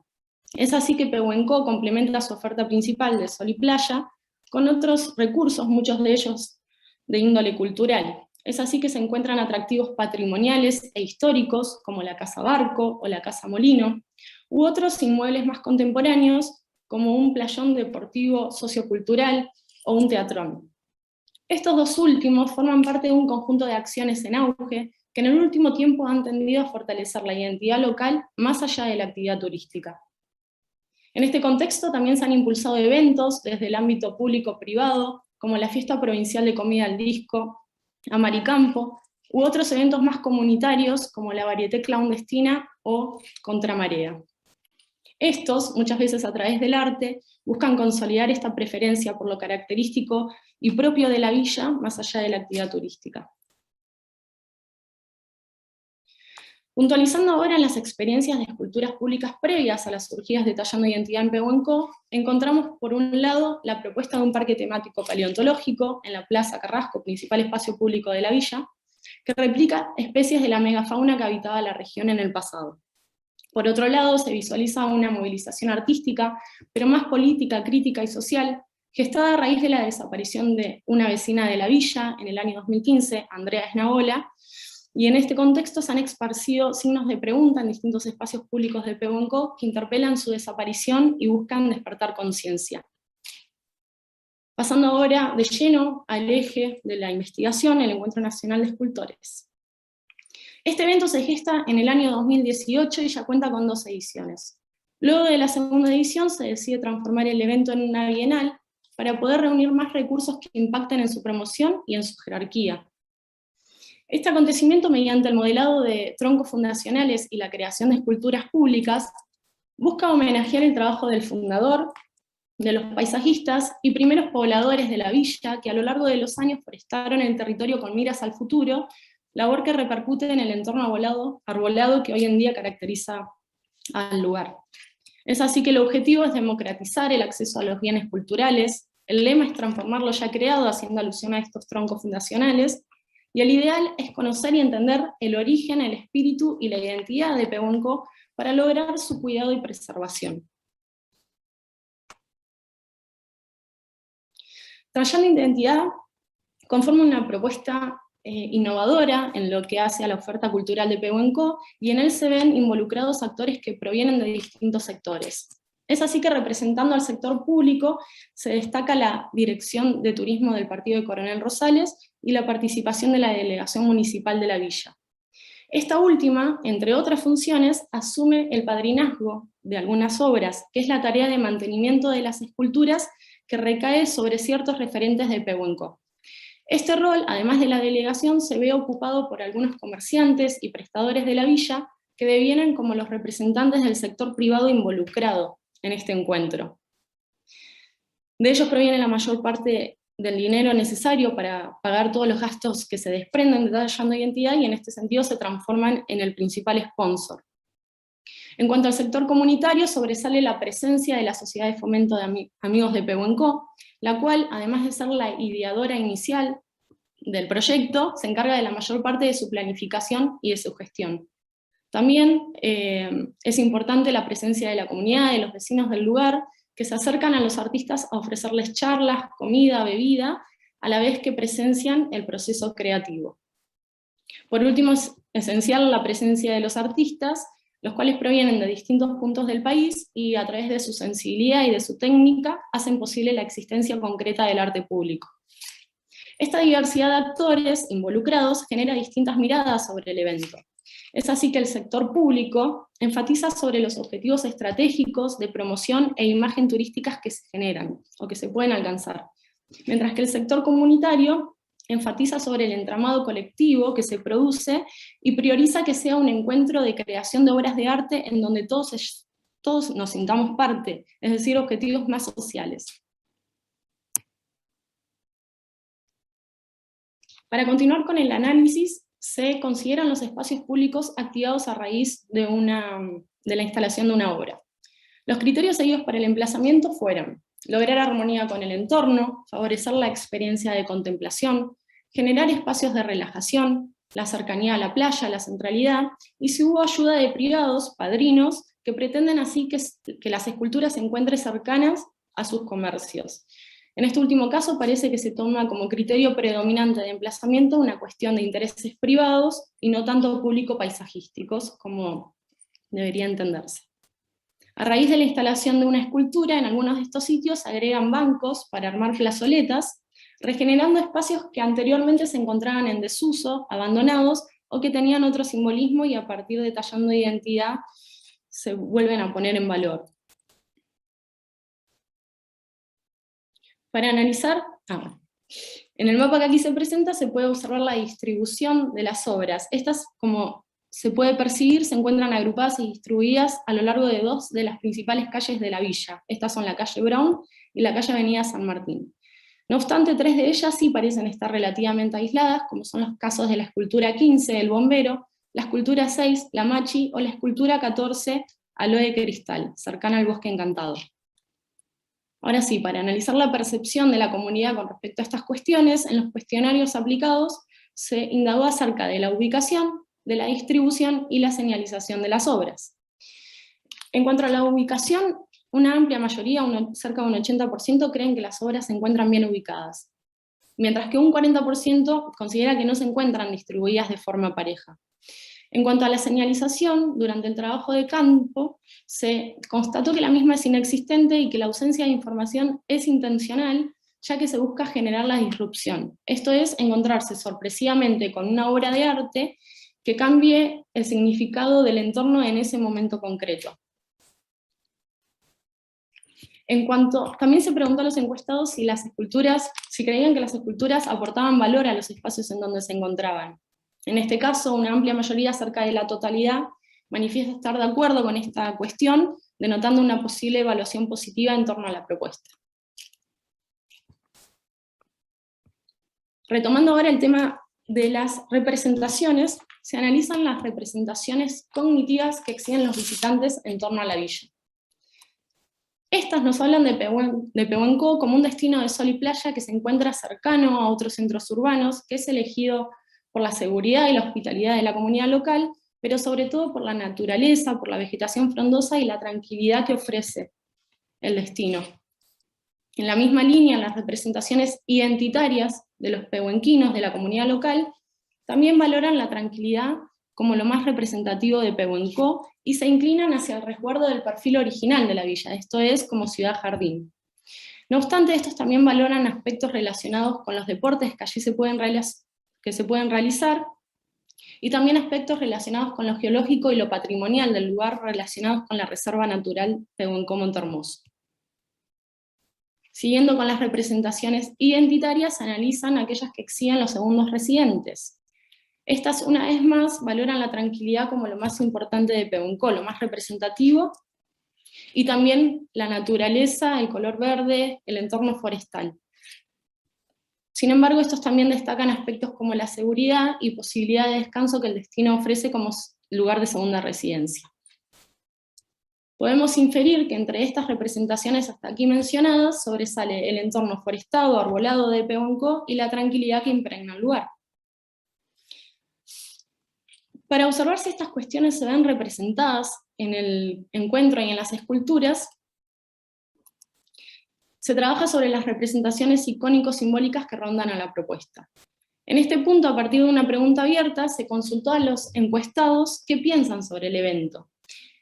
Aquí podemos ver algunas de las opiniones que nos hablan de Tallando Identidad como una reconocida e interesante apuesta cultural en la villa, en donde se valora, se destaca el desempeño de los escultores, la categoría del evento y la importancia del arte no solo para el destino, sino para la vida en comunidad. También se reconoce el hecho de utilizar troncos en el proceso creativo, y en este punto parece que se reconoce el lema y el puntapié inicial de la propuesta. Para profundizar aún más, en los cuestionarios aplicados, se incluyó una lista con los nombres de las esculturas e imágenes de las mismas, con la finalidad de marcar aquellas que parecen corresponderse con la villa. Es así que la escultura que logra mayor aceptación es el bombero. Esta obra, en su figuración, en su nombre, en su ubicación y en su simbolismo, homenajea a la agrupación protagonista de la villa que trabaja, entre otras cosas, por el resguardo del entorno forestal. Continúa con más del 50% de vinculación, la obra Templanza, que podría relacionarse con la cualidad más representativa, la tranquilidad. Continúa Abuelos, que encuentra tallado un gran pez y podría relacionarse en su nombre con las aves o vientos característicos de la zona. Marea Verde, que en su nombre podría corresponderse con el color más representativo de la villa y con el océano. Y Origen Ancestral, que también se podría corresponder con las poblaciones o faunas antiguas que habitaban la región.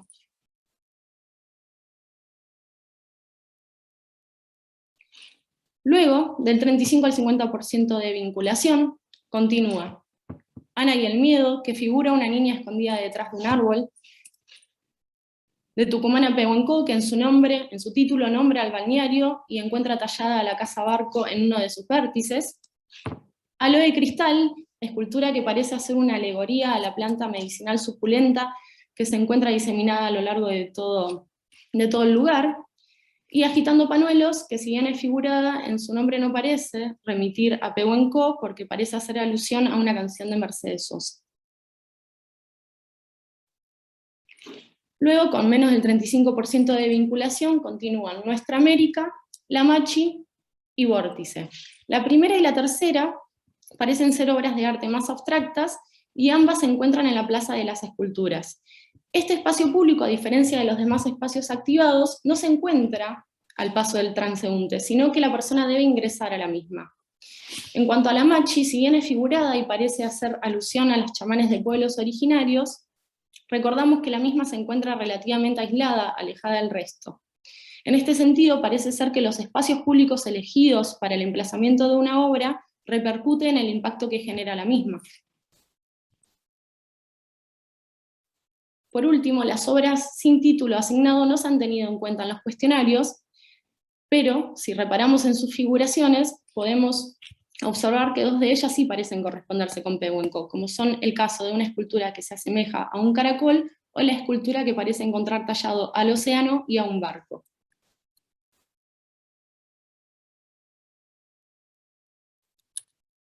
El hecho de que las obras en sus nombres y figuraciones se puedan corresponder con la villa, no implica necesariamente que los encuestados sepan a qué aluden.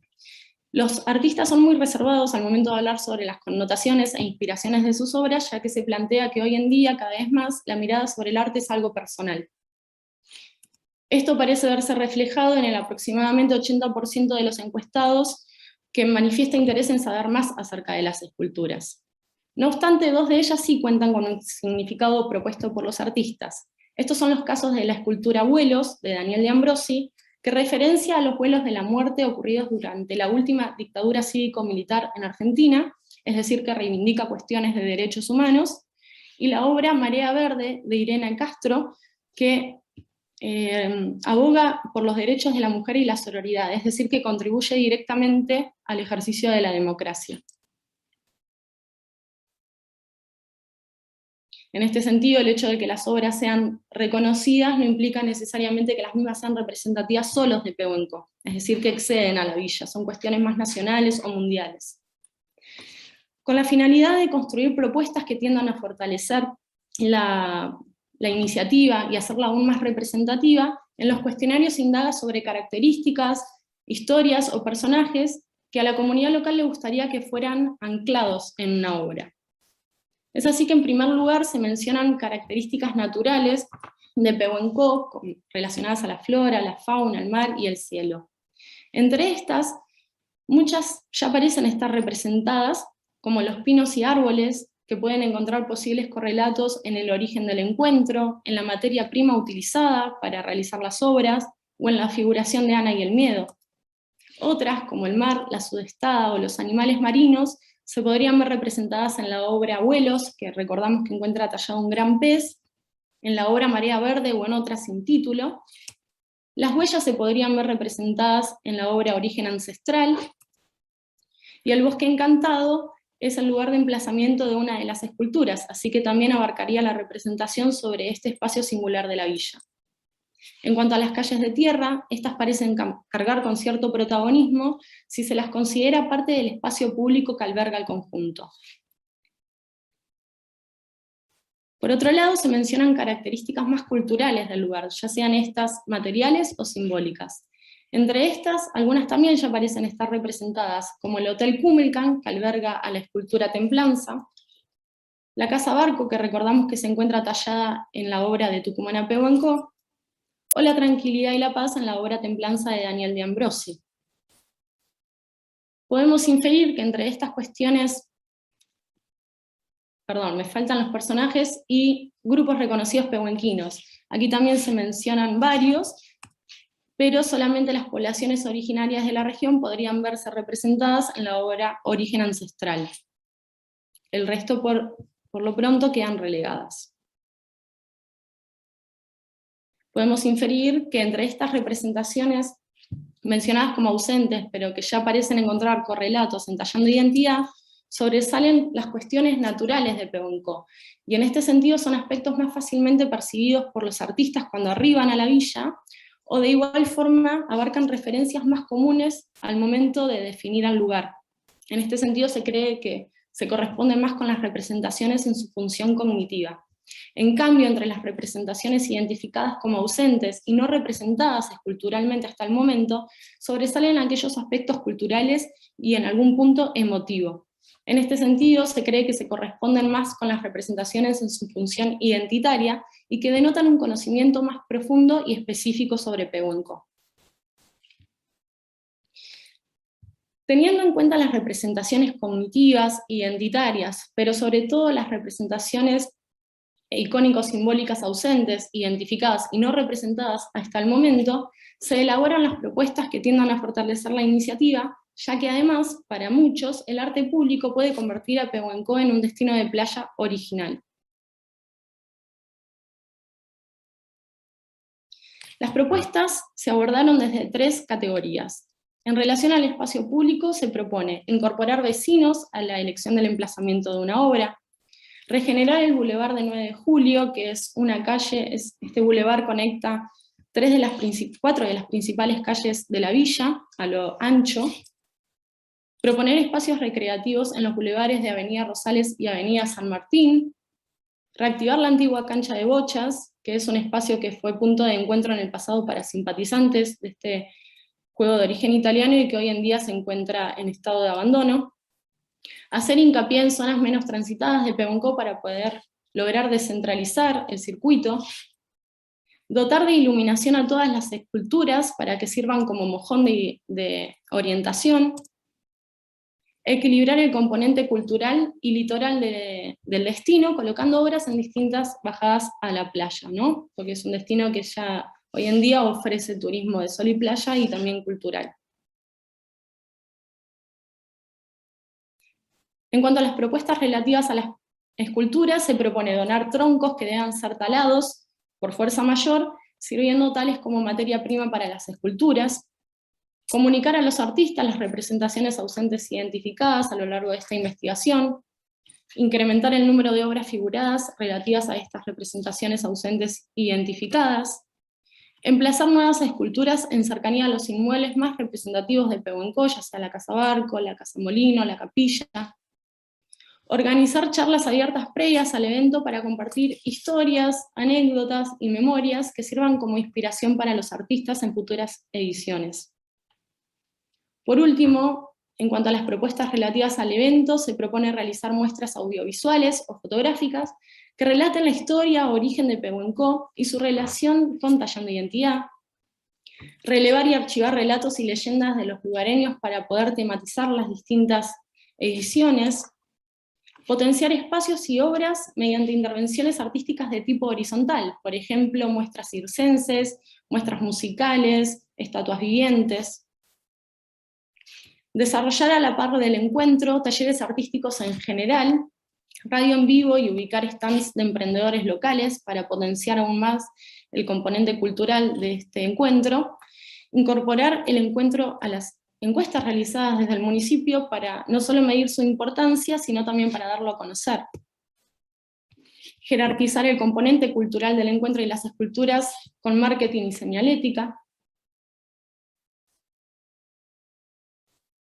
Invitar a más artistas locales y regionales que puedan mostrar un conocimiento más profundo sobre Pehuenco, realizar mapas interactivos mediante una aplicación virtual para poder recorrer Pehuencoy utilizando las esculturas como puntos de referencia, agregar imágenes de las mismas al material audiovisual y gráfico dispuesto por la Dirección de Turismo, comentando brevemente el significado de las mismas o el objetivo del encuentro, sugerir la posibilidad de armar un circuito en bicicleta de emprendimientos locales, logrando mayor articulación, y realizar charlas que tiendan a informar sobre la importancia de eventos como Tallando Identidad, no solo para el turismo y para atraer visitantes, sino para fortalecer los vínculos en la comunidad.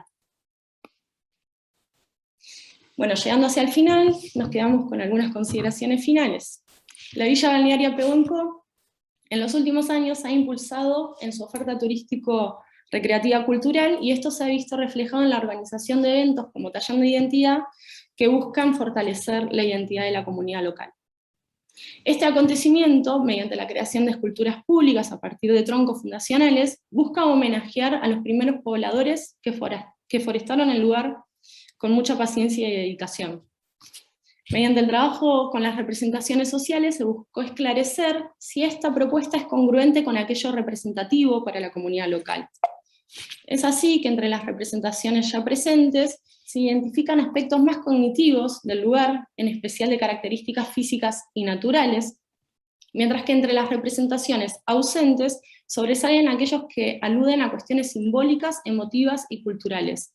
Y en este sentido, estos ausentes tienen que ver con representaciones más identitarias que denotan un conocimiento más profundo, específico y emotivo de Pehuenco. Para las propuestas que abordamos recientemente, se hizo hincapié en estas representaciones ausentes para potenciar el encuentro y hacerlo más representativo, ya que a partir de todo lo analizado se concluye que la relación entre la identificación y el reconocimiento de las obras no es directa, y que no existe una apropiación general del significado de las mismas. En este sentido, el arte como dispositivo necesita muchas veces de información y señalética que lo acompañe. Más allá de esto, el encuentro y el conjunto contribuyen a consolidar la identidad cultural de Pehuenco. Esto se traduce de las relaciones previamente conjeturadas y de la contribución que hacen las obras al conjunto de bienes patrimoniales culturales locales. Tallando Identidad potencia un turismo cultural que está basado en representaciones compartidas, ya que se encuentran asociadas al pasado y al presente de Pehuenco. Es así que se cree que en los procesos de desarrollo turístico se torna conveniente trabajar periódicamente con estas representaciones sociales que imperan en el pueblo, buscando que los mensajes transmitidos, en este caso a partir de las esculturas públicas, sean realmente identitarios y compartidos. Muchas gracias.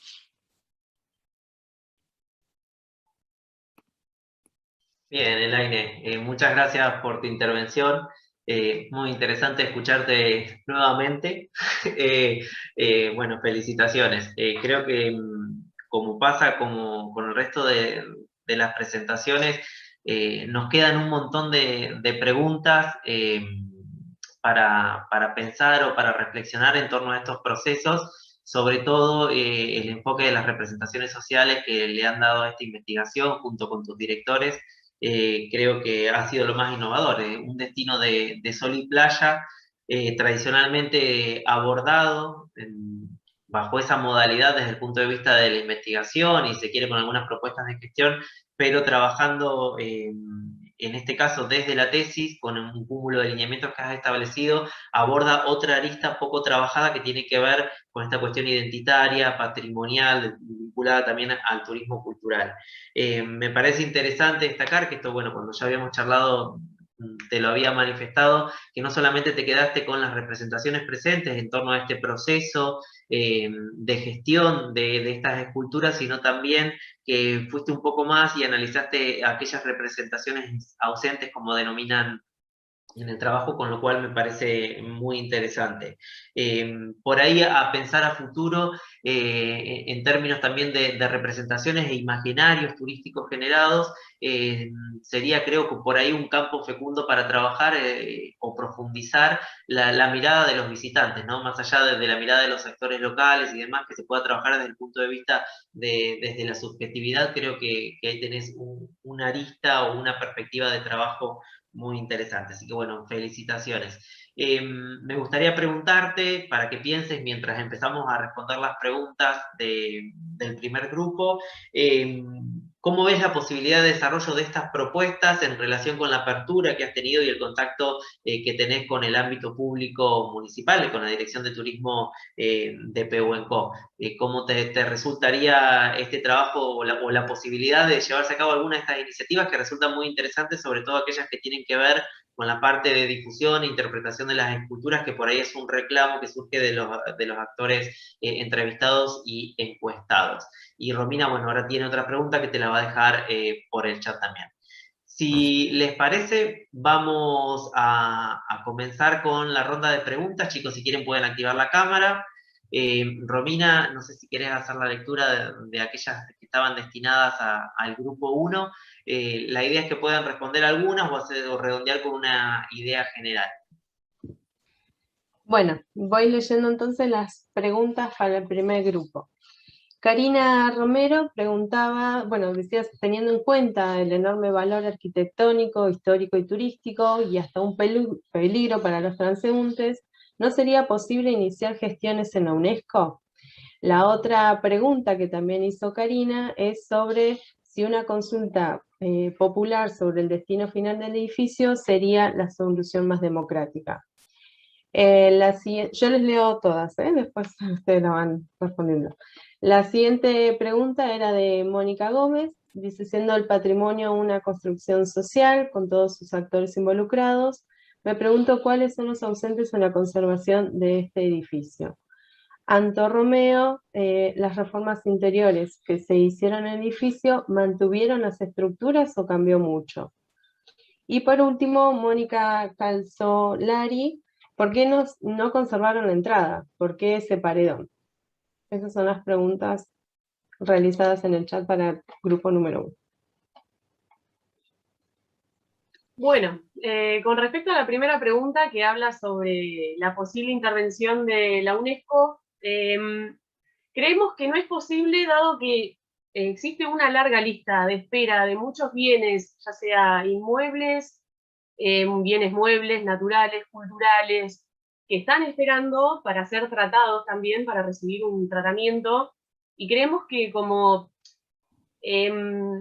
este hotel, ex hotel sudamericano, es como, va a una escala más chica, digamos, y la UNESCO no sería posible que intervenga, además porque no genera flujo de movimiento de visitantes, sobre todo, no genera movimiento de actividad turística, digamos, también, por otro lado. Sí, coincido, o sea, coincido con esa respuesta. Yo creo que, o sea, no, es demasiado chico la escala como para, fue importante hace tanto tiempo que en realidad no, capaz que hoy en día se tendría que evaluar mucho más o concientizar más a la población para que a partir de ahí capaz que pueda llegar a tener un poco más de valorización, ¿no? Pero la UNESCO yo creo que es un tema, hay muchas prioridades antes que este edificio. Pero bueno, estaría buenísimo, ¿no? Que aunque sea se ponga en valor. Después quería contestar el tema de los ausentes en este tema. Por una parte hay un dueño, este edificio tiene un dueño, que por lo que tenemos entendido no está en la ciudad, ni siquiera en el país, así que podríamos arrancar por ahí. Y por otro lado también el tema del Estado, ¿no? De la municipalidad, que tampoco tiene ningún tipo de interés, por lo menos por ahora, de poner en valor este bien. Después, con respecto a las reformas interiores, lamentablemente no pudimos entrar al edificio, pero por lo que observamos por imágenes, por lo que se puede ver, la mayor parte de la estructura está. Hay que ver si esa estructura se puede mantener o no. Hay que evaluar y con los profesionales de cada materia se deberá evaluar a ver si esa estructura necesita algún tipo de arreglo, si se puede mantener o si se debe cambiar por otro tipo de materiales o estructura en sí. Eso habría que verlo. Sí, y en cuanto a la pregunta que nos hicieron sobre por qué no se conservó la entrada, por qué se encuentra ese paredón en la vereda del edificio, bueno, la ornamentación del edificio se encuentra suelta, está muy deteriorado, abandonado hace un montón de años y corre peligro la cantidad de habitantes de la ciudad que circulan, porque es una zona muy transitada de la ciudad, se encuentra muy cerca, como dijimos, de la plaza central, del centro histórico, y al ser una zona muy transitada se decidió proteger, digamos, a la población, vallándolo de esta manera, y porque aún no hay obras de recuperación que bueno, que lo arreglen y que permitan que se vea el edificio sin todas esas vallas, pero digamos que es solamente por protección que están. Y bueno, creo que había una última pregunta que es acerca de un hombre, me parece que puso una consulta popular sobre el destino final del edificio, si no sería la solución más democrática. En parte sí, una consulta popular sí, sería una solución democrática. Nosotros creemos que la población es un pilar fundamental en todo en todo esto en el proceso de revalorización del patrimonio, pero también creemos que hay que tener un poco de criterio, ¿no? Un poco de una formación para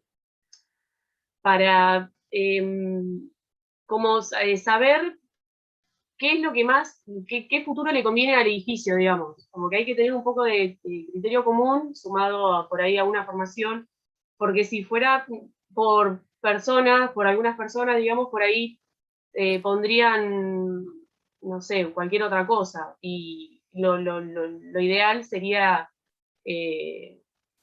poner algo que le dé valor al edificio, ¿no? Que tenga uso para todas las edades, para todas las personas de todas las edades, ¿no?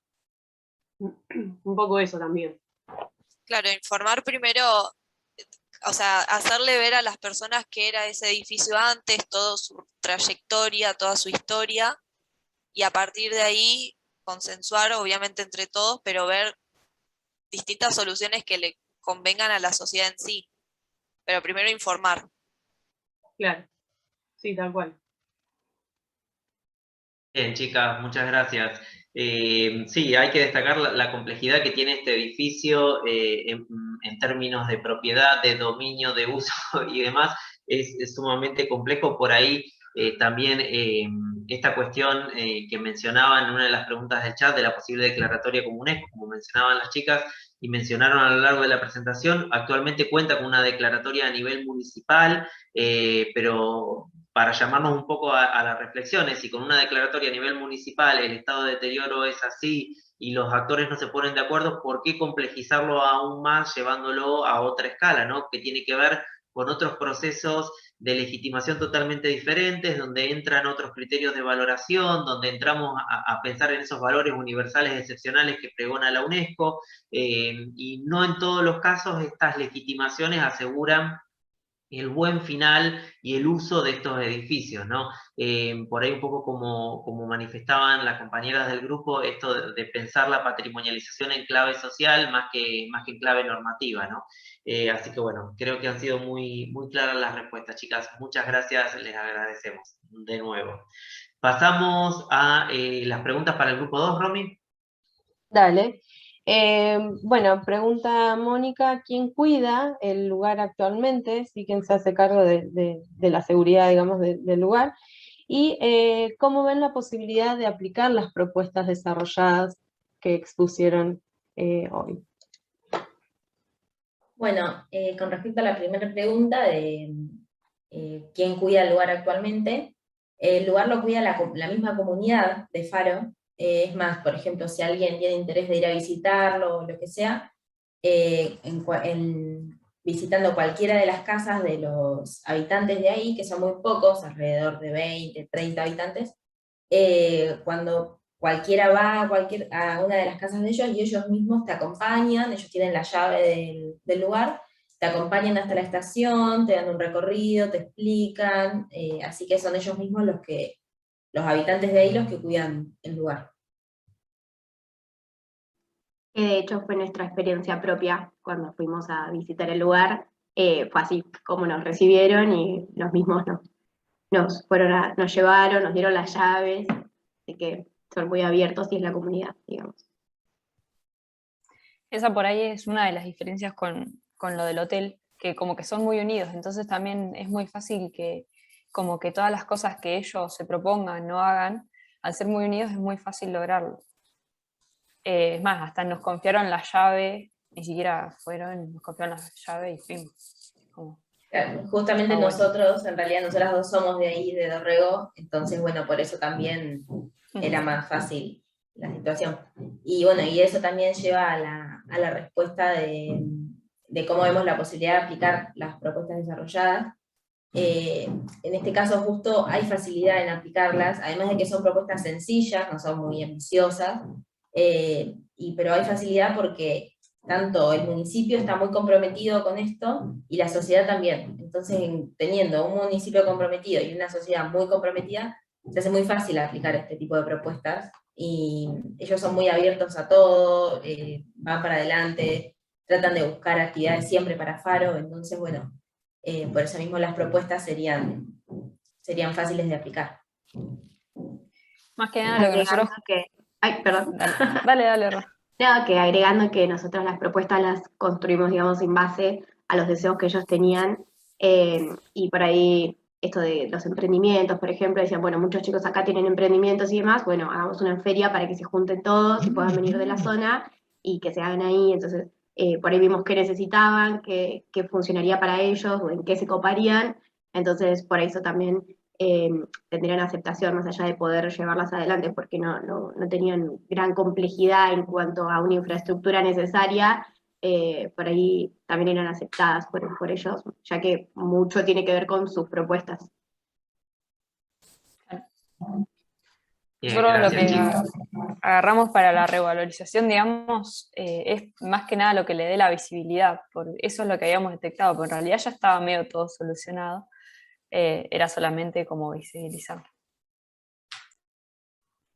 Bien, perfecto. Sí, una cuestión clave en términos de gestión patrimonial cuando pensamos esto de la difusión, la interpretación, que tienen como fin último la concientización, ¿no? Una comunidad que tiene un sentido de pertenencia y un sentido de comunidad, valga la redundancia, que ha llevado a que la iniciativa prospere y que dure en el tiempo, ¿no? Que tiene que ver con las características propias de los residentes que habitan por ahí las pequeñas localidades. Bueno, muchas gracias, chicas. Elaine, tu turno. Romy, no sé si querés repetir las preguntas. Bueno, era la pregunta que vos le hiciste anteriormente y también del chat, Gabriela le pregunta, bueno, ¿de dónde se sacan los troncos para generar ese encuentro? Bueno, respondiendo primero a esa pregunta, los troncos son troncos que deben ser talados porque tienen peligro de derrumbe, sería de caídas, son secos, entonces los talan, y a veces se saca un tronco de un lugar, se hace la escultura y muchas veces la idea es que esa escultura vuelva al lugar de donde salió el tronco. Pero son troncos ahí de Pehuenco, muchos tienen más de 60 años porque fueron plantados cuando se inauguró el balneario, son troncos muy antiguos, pero salen de ahí de la villa, ¿no? De distintos espacios, son troncos que tienen peligro para caerse y bueno, se sacan, y obviamente tiene que ser de un cuerpo que sirva para hacer la escultura, ¿no? Eso supongo que se debe consensuar con los artistas, que deben saber más sobre qué condiciones tiene que cumplir el tronco para poder ser tallado. Y con respecto a la viabilidad de las propuestas, ¿es la tuya, Andrés? Sí, teníamos idea con José, con mi director, de presentar la tesis en la Sociedad de Fomento del Balneario, que está bien, el sector público colabora, pero bueno, la Sociedad de Fomento es la que le pone pulmón, ¿no?, a todo este proyecto, es la que gestiona, la que se acerca a los comerciantes para buscar dinero, la que lo pone en marcha. Después, obviamente, los distintos actores se suman, pero bueno, la sociedad de fomento es la que le da alma y vida a Tallando Identidad. Entonces la idea era presentar la tesis ahí y después ver, porque las propuestas se pensaron todas para que sean viables, son propuestas que fueron pensadas para que sean viables. Yo conozco Pehuenco hace muchos años y creo que todas se pueden aplicar, y se me han ocurrido muchas más después de finalizar la tesis, y se me van a seguir ocurriendo, y seguramente a otras personas se le ocurrirían otras distintas, así que también estaría bueno hacer charlas para esto, para enriquecer el proyecto. Pero creo que sí, que todas las propuestas son aplicables, y ya hablaré con Bernardo, que es el director de turismo del partido. No sé si él la habrá leído, supongo que la habrá pispeado un poco la tesis, pero sí, me parece muy interesante todo lo que es el arte público, y agradezco haberme metido en este tema con la tesis, no me lo esperaba, pero es muy interesante, el arte es transversal a toda la sociedad, a todos los sectores, y puede generar cambios significativos y positivos, el arte, ¿no? Porque me parece que sale de lo humano que tienen las personas, que cada vez se encuentra más corrompido por este mundo globalizado, homogéneo, y podría seguir. Bien, Elaine, sí, estás tirando muchos temas para el debate, estaríamos hasta las 9 de la noche más o menos. Pero bueno, te agradezco. Bueno, puedo hacer que lleguen a buen puerto esas propuestas, y a partir de aunar criterios e intereses tanto de la Asociación de Vecinos de Pehuenco como del ámbito público puedan llegar a buen puerto, ¿no? Así que bueno, esperemos en eso. Bien, les agradecemos a todos por haber participado, a los grupos de alumnos, a Elaine. Es un placer que nos hayan acompañado hoy, es un gusto volver a escucharlos. Valoramos mucho, vuelvo a decir, el tiempo dedicado a la jornada, pues sabemos que están con finales, con parciales y demás, entonces se valora mucho eso. También agradecemos a los asistentes que nos acompañaron en YouTube, que de acuerdo a la hora y al cansancio, ya que con tantas charlas del día, ha sido bastante significativo por los comentarios, por las preguntas. Recordarles que nos volvemos a encontrar en el segundo día de la jornada el próximo martes a las 10 de la mañana y a las 14 con el tercer y cuarto panel, siempre hablando del horario argentino, y bueno, cualquier cuestión quedamos a disposición. Gracias Romy, gracias Clarisa y gracias Mike.